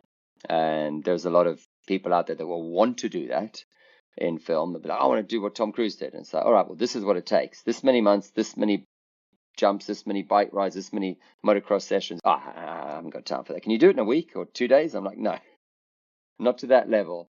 To be able to not just be safe, but to capture the moment in camera that close. Anyone can go and shoot a GoPro or a wide objective shot of something happening, but to actually capture that emotion and the storytelling in his decision to rescue the team on the train and to get to the train, to capture all that and to do that with film cameras subjectively, we had to be a few meters away at the end of that with our drones and our helicopter, and know that his arc was going to be at that speed, would be that arc within a certain tolerance.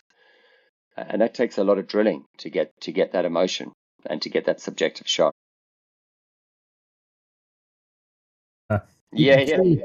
Curious. So where is your favorite place to fly? I know you fly all over the world, but if you could pick one, I know it's tough. Where is my favorite place to fly? I love Kronplatz, and I love Kronplatz because I love going on the Langlehn on my mustache, and just because it reminds me of being in a race car, and I love skimming my feet down the long road and jumping, bouncing over cars and just running that line like I'm on a racetrack and just piecing it with so smooth, and it's just almost got music on, and it's like 6.5 minute run. But then I also love flying in Norway, but nothing is as special I don't think, if I say the most special place I've ever flown in my life was the Drakensberg Mountains in South Africa.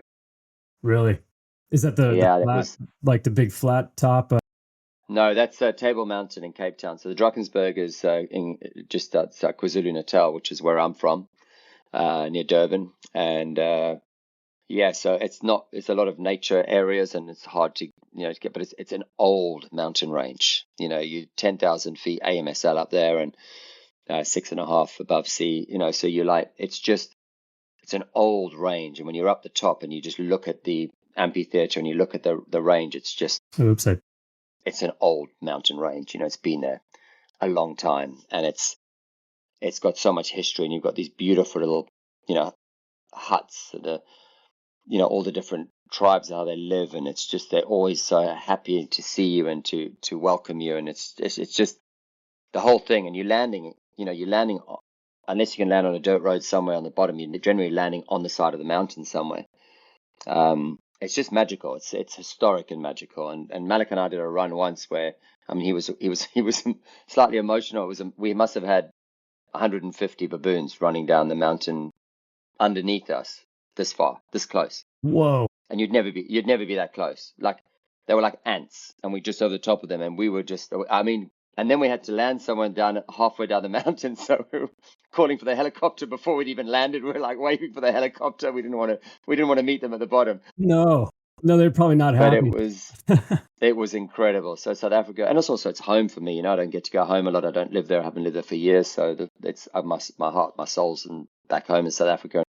To be there and to take a sport that when I lived there I never did. So to go back and see the Drakensberg in a whole different light, where I'm looking at mountains. Where's that gully? What's that canyon? Can I do that there?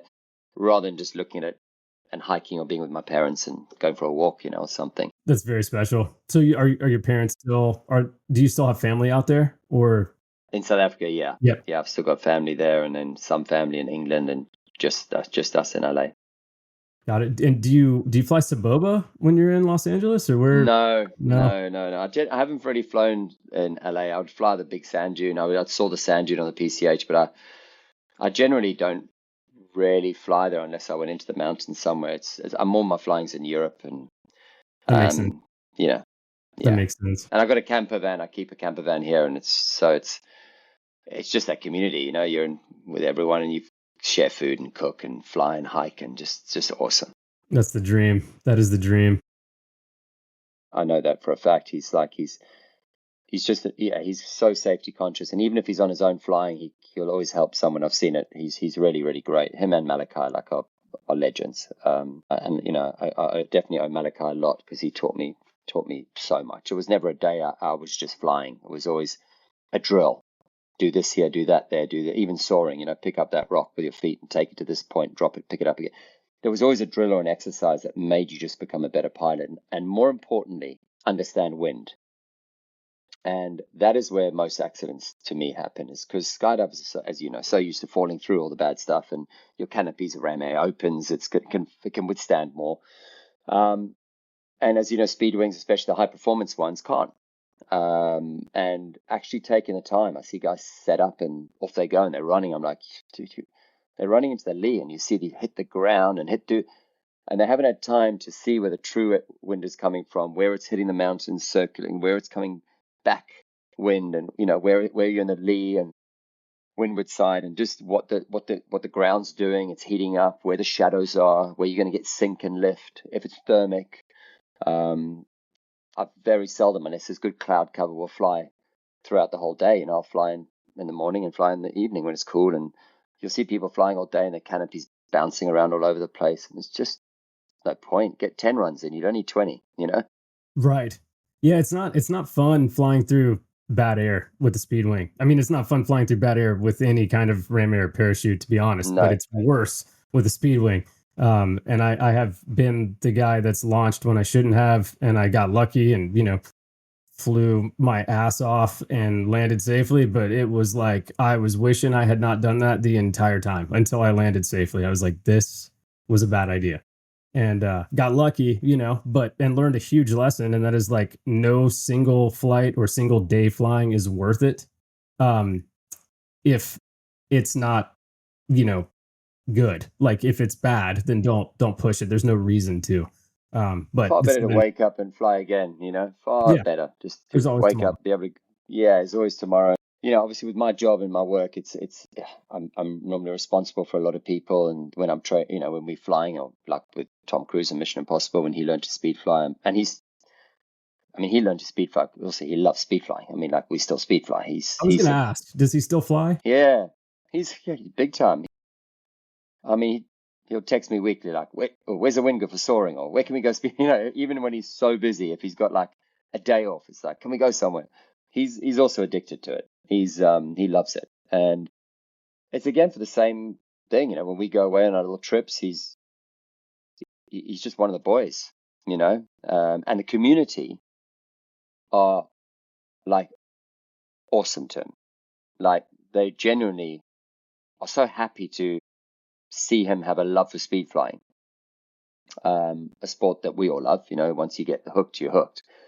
And he gets left alone. We go to loads of places. Everyone's just so nice. They leave him alone, and they just treat him like one of the boys and give him shit and just like hang out with him. And he just loves it. He just can be really relaxed, and he's a great pilot. He's safe. Tom's like that with everything though in life. He waits until his level is so competent before he moves to the next level, and that's the way to be safe and have a long life. And doesn't matter who comes. What do you fly? Oh, I'm on my 11 or I'm on my 9. He doesn't care. You know what I mean? He's like, oh, this is my wing. He doesn't say what's and he's a good pilot. He's not flying. He's flying.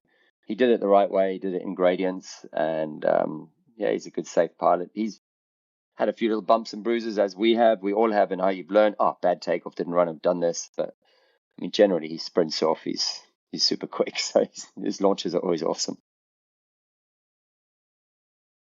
This sport, these sports, right? Anything extreme is driven by ego. Life is driven by ego. The ego is not bad, right? I think there's like this negative connotation towards it, like, oh, like that guy, that gal, so egotistical, like they're so full. I'm like, yeah, like everybody has ego. If you didn't, you wouldn't do anything. It is a driving force, not for everybody, but for most people, right? So, but realizing that, you're actually doing yourself and everybody else a favor if you're honest, and that's something that I have taken issue with personally with reels. Just showing, and not even in speed flying, just in general, right? With social media, you're only seeing people's high points because that's what they're posting, right? Like most people don't have a bad day and like, oh, I'm gonna make a post. It's like, no, like I did something rad, I did something fun, I really liked that ice cream, whatever it is, that's what they're posting, and I get it, but when you're playing with when you're on the knife's edge, like we are every time we leave the ground, because truly, that humans are, just basically bags of meat, and the ground hurts and gravity works. Gravity wins. Gravity's undefeated. But I don't know, maybe we beat them a couple times with like going to space, but they also, gravity won a couple times going to space too, right? So, gravity's pretty much undefeated. I just lost my train of thought there. That was ridiculous. But anyway, I don't even know where I was going with that, but basically, I agree. It is important to share. And part of the reason I did was I didn't have anything else to talk about, man. Like I was just like I was sitting in the same spot I'm sitting right now, with a little bit less equipment, with an above the knee cast, and it sucked to like sit, because this gravity was once again winning.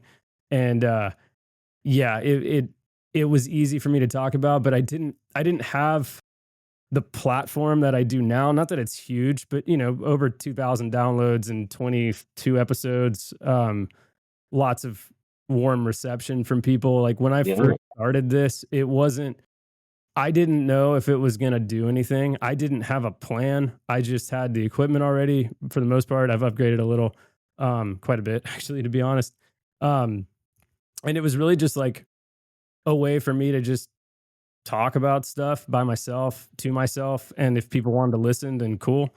I am so like humbled by the fact that like it has had such a warm reception. Like I haven't gotten any negative feedback hardly at all. Like, and really the only negatives is like people just saying they don't want to come on the show. And like, I respect that. Like that, I wouldn't even call that a negative. It's just like, okay, I got to work harder. I got to make it better.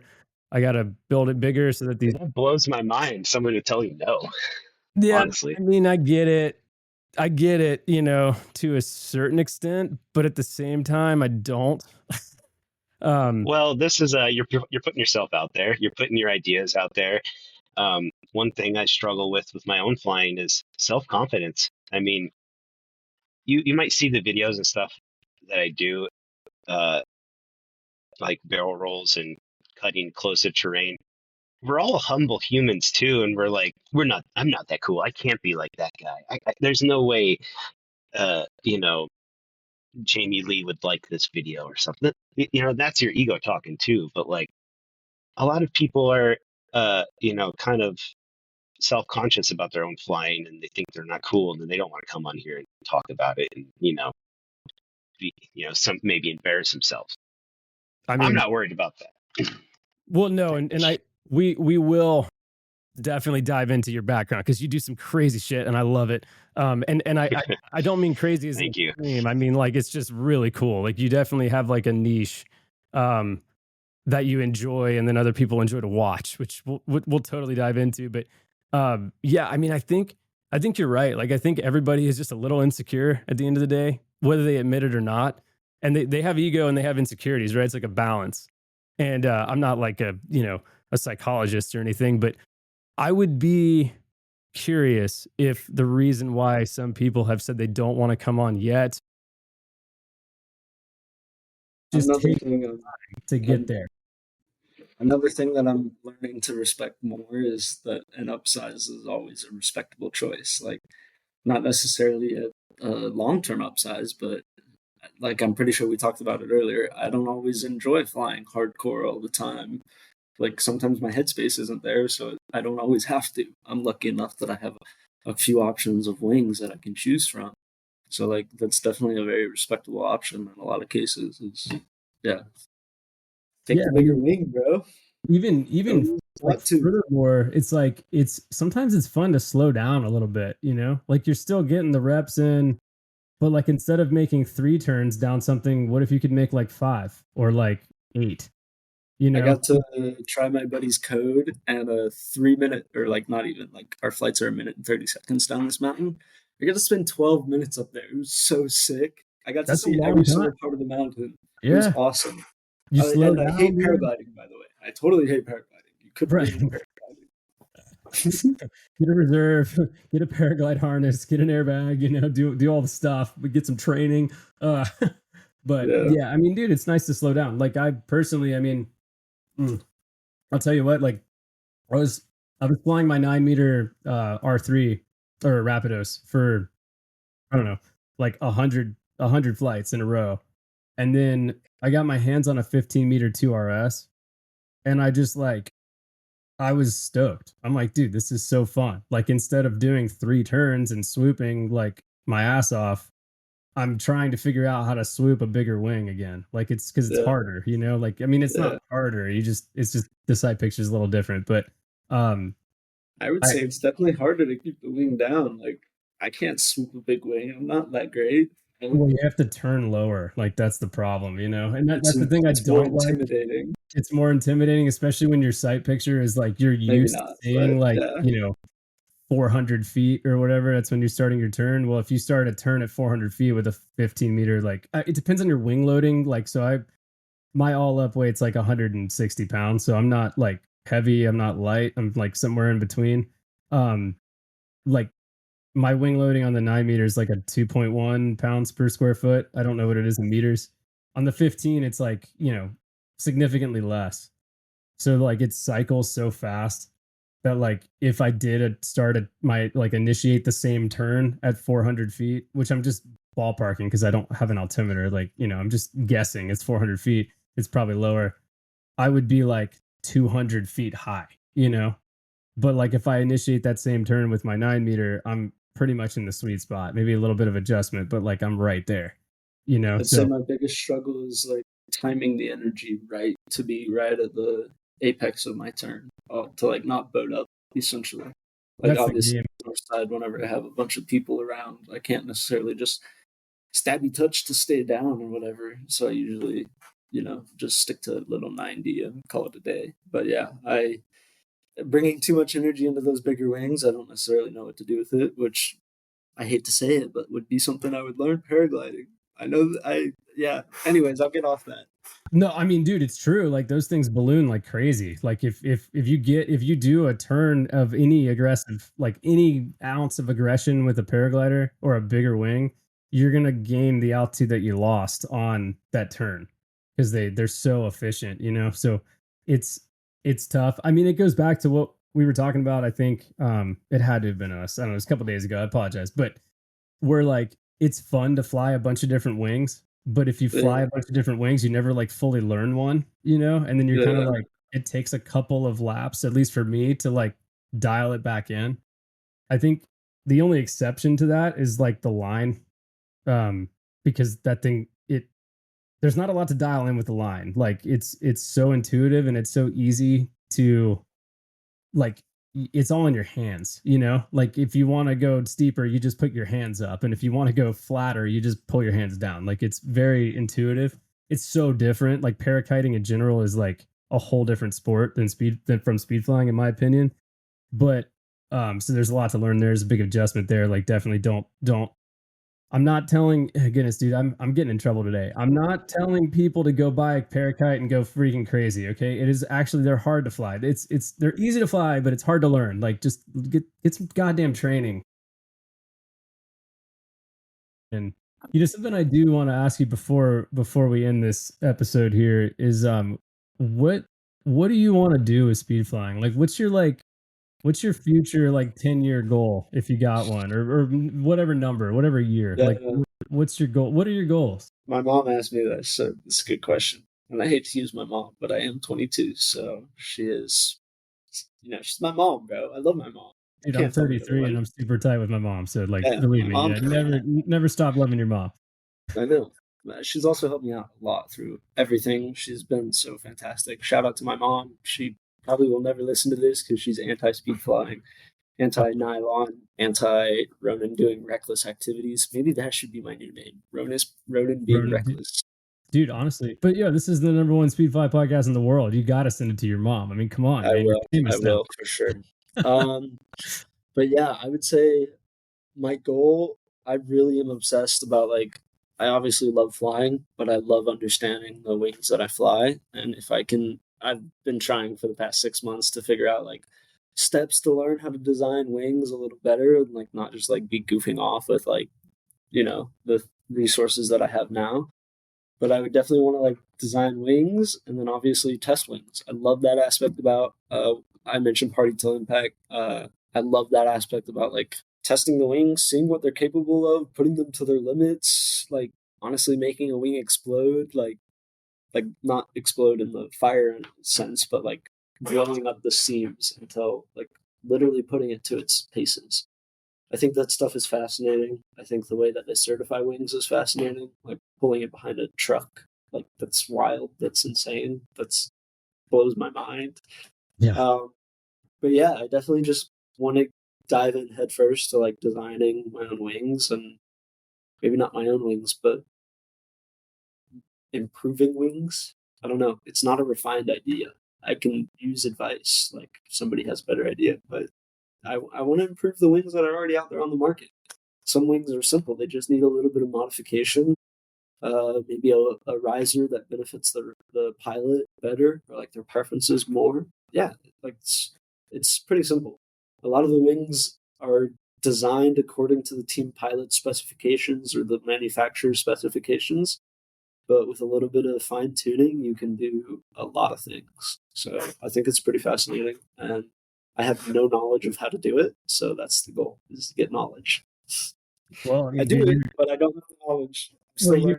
You seem like a smart dude, and you got your whole life ahead of you. I'm sure if there is a spot in this world for you to do it, you'll do it. And honestly, like the sport is in its infancy. I mean, it's only been around for less than 20 years. I mean, honestly, and like the technology and the wings has exploded in the last 5 years to the point where I'm so excited to see where the tech goes, like in the next 10 years. You know, I mean, A it's lot of the things I've realized is like it's all like coming from paragliding. Like a lot of the design things that they're adding to speed wings or some of the bigger wings that we use on a daily basis are all like coming from other, wings and other design right. phases. And obviously paragliding has a lot more money behind it, so they, do a lot more R&D on that side. But Sure. yeah. And I mean, yeah, with the rising popularity, exploding popularity of this sport, the R&D is going to catch up. You know, the money's coming in, the R&D is going to catch up, the manufacturers are going to change things. Like the sky's the limit, or maybe the ground. The ground is the limit, I think. But either way, it's a little pun for you, I think. The atmosphere. But yeah, man, dude, you got a bright future ahead of you, and I'm super stoked that we've connected, and I feel like definitely got some flying to do together in the future. And we come out to Utah, maybe I'll hitch a ride to Europe with you guys or something. I don't know, we'll see, but definitely a future friendship for sure. And I'm excited to see where you take the sport, man. It's pretty cool.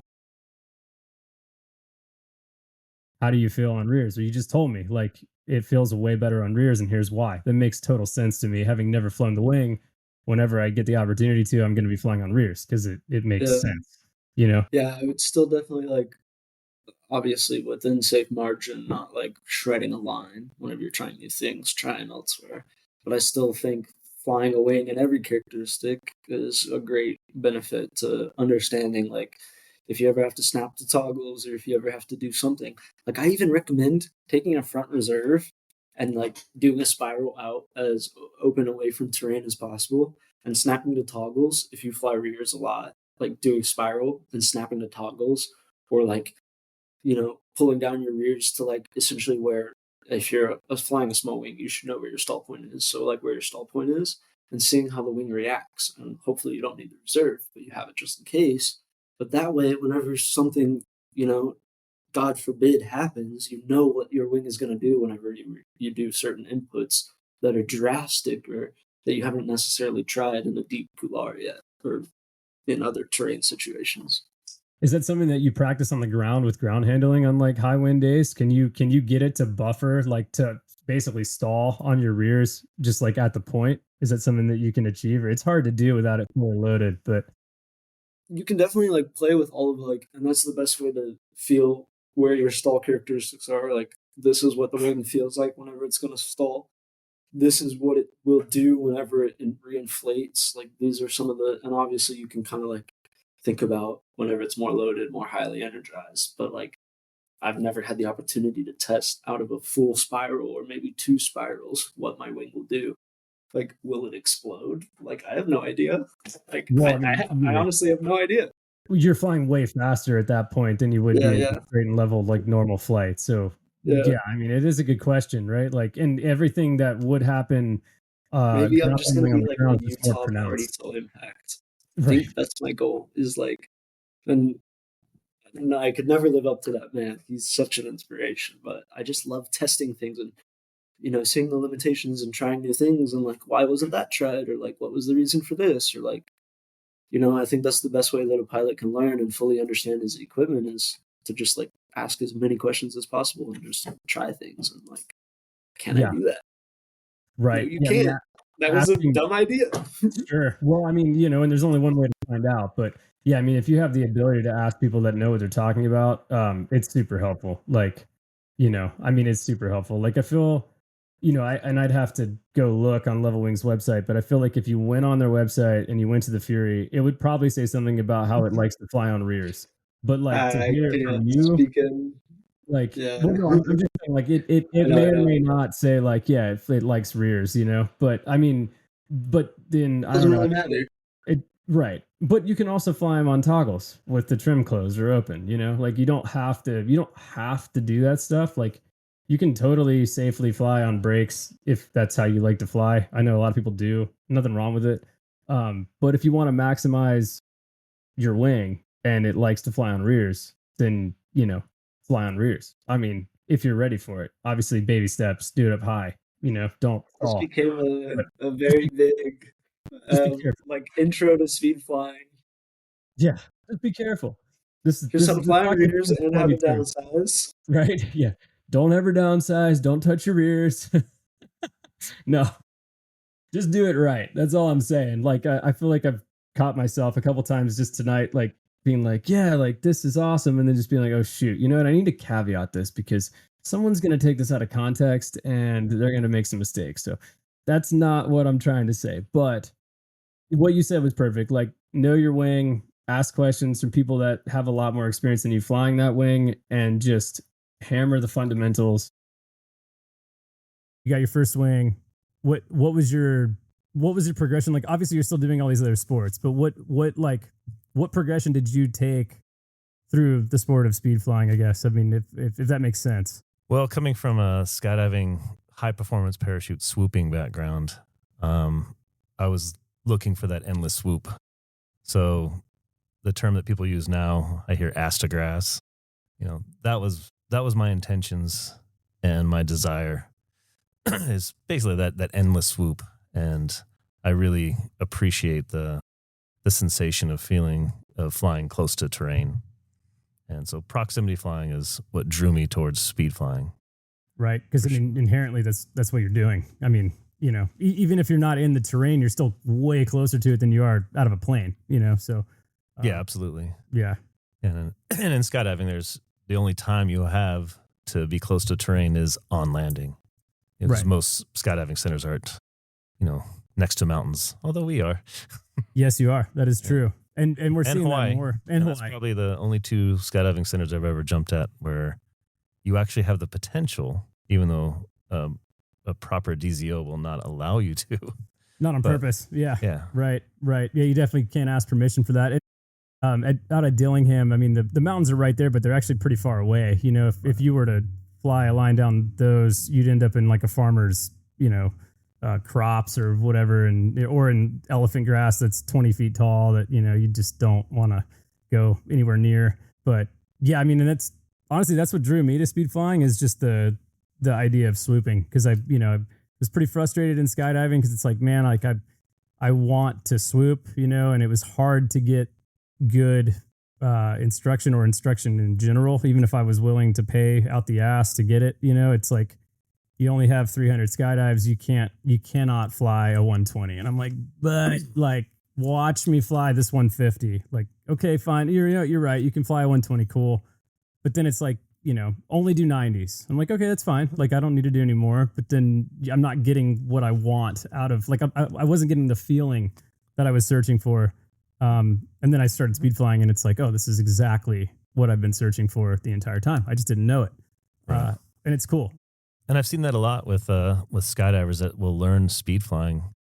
You have certain people that are really gravitate towards speed flying and almost leave skydiving behind. And you have the opposite as well. You have some people that try speed flying like, you know what? That's not for me. And stay more with the skydiving side. Same thing with paragliding. You know, I've seen paragliders will try speed flying and they won't go back to paragliding. And vice versa too. I've seen skydivers learn to speed fly, then learn to paraglide, and that's their thing. And they're sure, just different, you know. Right. Everybody's different. Everybody's different. Yeah.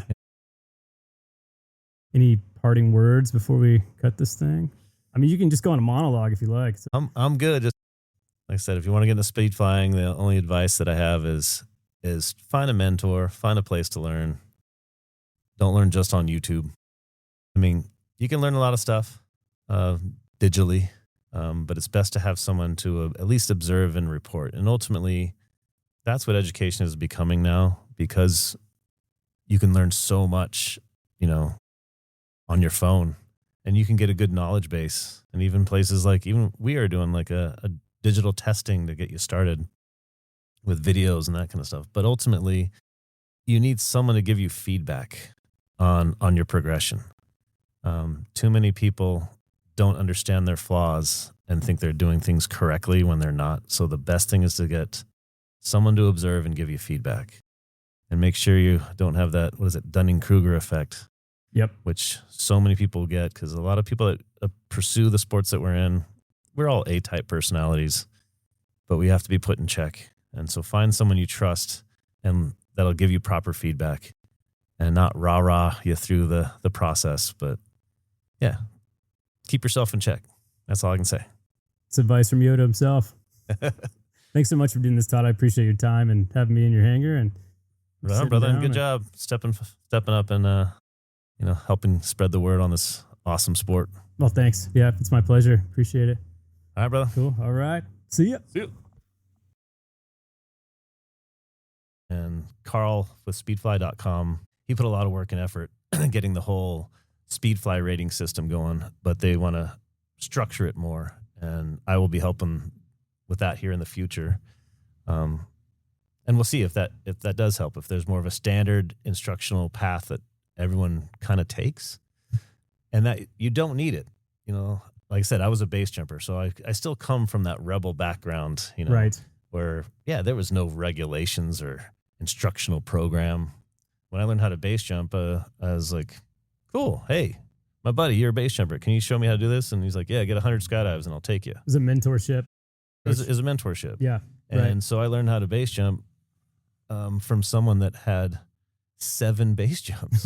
That's but amazing. back then I was like, well, okay, you're pretty experienced. You've done this before. Show me how to do it. Right.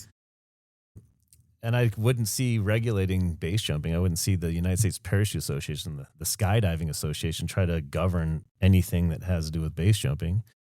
And, now that you can learn from your buddy in a mentorship program, or you can go take a 4-day course with someone in Twin Falls or Moab, and you'll get an idea, but it's not like you're right.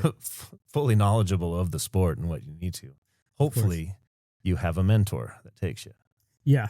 Yeah. It's so from the outside looking in, I don't base jump. I thought about going down that road, and then I found speed flying. So I went this route, thank God. But not that I have anything against it, but it just, there's more to base jumping. I think it's more complex at a fundamental level, just because of, you're starting with a parachute that's not out. I mean, you could do like a Tard or whatever, right? Like you can have it out, but it's not like speed flying where in theory, you have a good wing before you leave the ground, hopefully. But I digress. What I was getting at is I think base jumping has done a good job of kind of regulating itself, because there's a lot of people within that sport that don't want it to go away. And it looks bad on the sport when guys, buy a rig off of Marketplace and go to the Grand Canyon and jump off and don't do anything and they die, right? Because it's like, oh man, like base jumping, these rebels, these people that are idiots and they don't have, any knowledge of what they're doing. They're just hucking themselves. That's not true. There's some extremely smart, extremely calculated people that are actually risk averse in that sport, just like in speed flying. What I've noticed with speed flying is that if you know what to say and you go on Facebook Marketplace, you can literally buy any wing that you want that's available for not a lot of money. I'm a prime example of that with some of the wings I've bought. Just, do I need that wing? No. Am I going to fly it? No, because I don't want to die anytime soon. I'm talking about a 6 meter. I have no business owning that wing. It looks cool. It's nice because it's tiny, but I'm not going to be flying it for the next 3 years, But I found a good deal. I'm like, okay, like cool, right on. Should that guy have sold me that wing?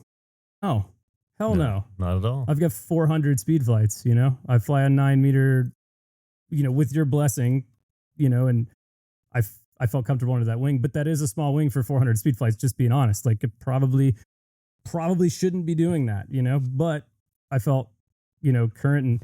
And you said something to me too, when I was talking to you about that wing and how I wanted to get on a 9 meter, and you're like, you're current and you have a good head on your shoulders. I trust you with this, you're going to love this wing. You can do it. And you weren't trying to sell me the wing. I was literally trading you, you weren't gaining anything from me taking this wing or not. Right. I mean, yeah, you gained another wing, but that's beyond the point. I feel like as speed flyers, we collectively need to be more responsible when it comes to who and what we are selling, because we are the regulators, because we're it. What's your take as an instructor and just, with the experience and knowledge that you have on downsizing? Well, I kind of take away from the skydiving approach that we have. The USPA they have a very strict downsizing, you know, and I think it's a little too strict, but it's basically designed for the lowest common denominator. Of course. Which, you know, there are athletes and there are people that will become an athlete with enough training. You have natural pilots, but you do if you're going to have a curriculum or standardization, yeah, you actually have to think about the lowest common denominator. It's like a struggling student that's going to take a while.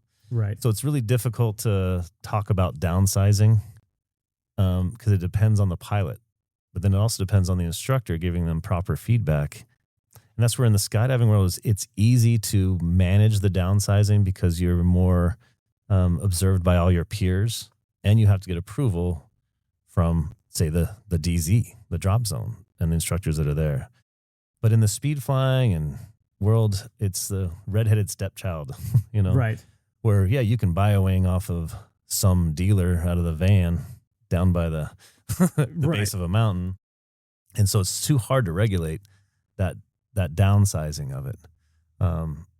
In a perfect world, if you could, you know, and if you were to standardize it, it'd be a certain amount of flights per wing loading, and so forth. You know, sure. say more based on wing loading or more based on size, right? Because I know in the skydiving world, there's a plane taking off. You could be 120 pounds. You still learn on a Navigator, maybe 210, maybe, right. You know, probably 230 for your first couple. And then you downsize to a 210. Obviously a heavier person, flying a 15 meter RS2 or 2RS is going to be different than a 120 pound person flying the same wing. Right. Right. So just like in skydiving, I always kind of shut things off at a 150, and below that would be considered, okay, you're entering the higher performance range, regardless of wing loading. And same thing with speed flying, like maybe you put that as a 13 meter. And once you get below that, once you're at 11 meters, okay, now you're falling into that high performance range.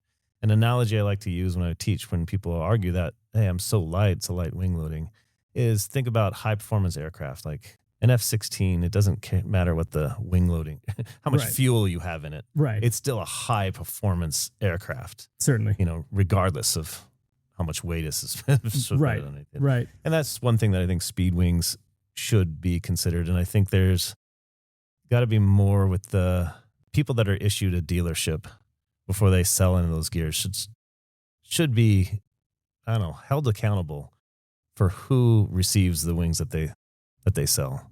Right. Because I think if you want to do well for the sport and grow the sport, we need to make it safer. And whether that's readjusting the way that instruction is handled, it's also how the equipment is sold and distributed. That's something that's difficult to control in right now, the way it's more independently run with instructors, like I said, that are living in their van, and there's no peer review on who gets what, how people are instructed. And all right, guys, so that was it. That's my favorite, some of my favorite at least, clips from 2025. And I am super, super excited for 2026 for my own flying and progression, and also for the progression of this show. So big plans. I've got some big guests that are going to come on. Just need you to be a little bit patient with me through the winter. It's definitely my busiest time. And yeah, I mean, a lot of people are skiing, at least in the Northern Hemisphere. Yeah, people are kind of shifting focus a little bit, myself included, just by default to winter sports, although I do have some pretty cool speed riding plans for the spring, so I'm looking forward to that. But yeah, until next time, thanks so much for being here. Thanks for listening. See ya.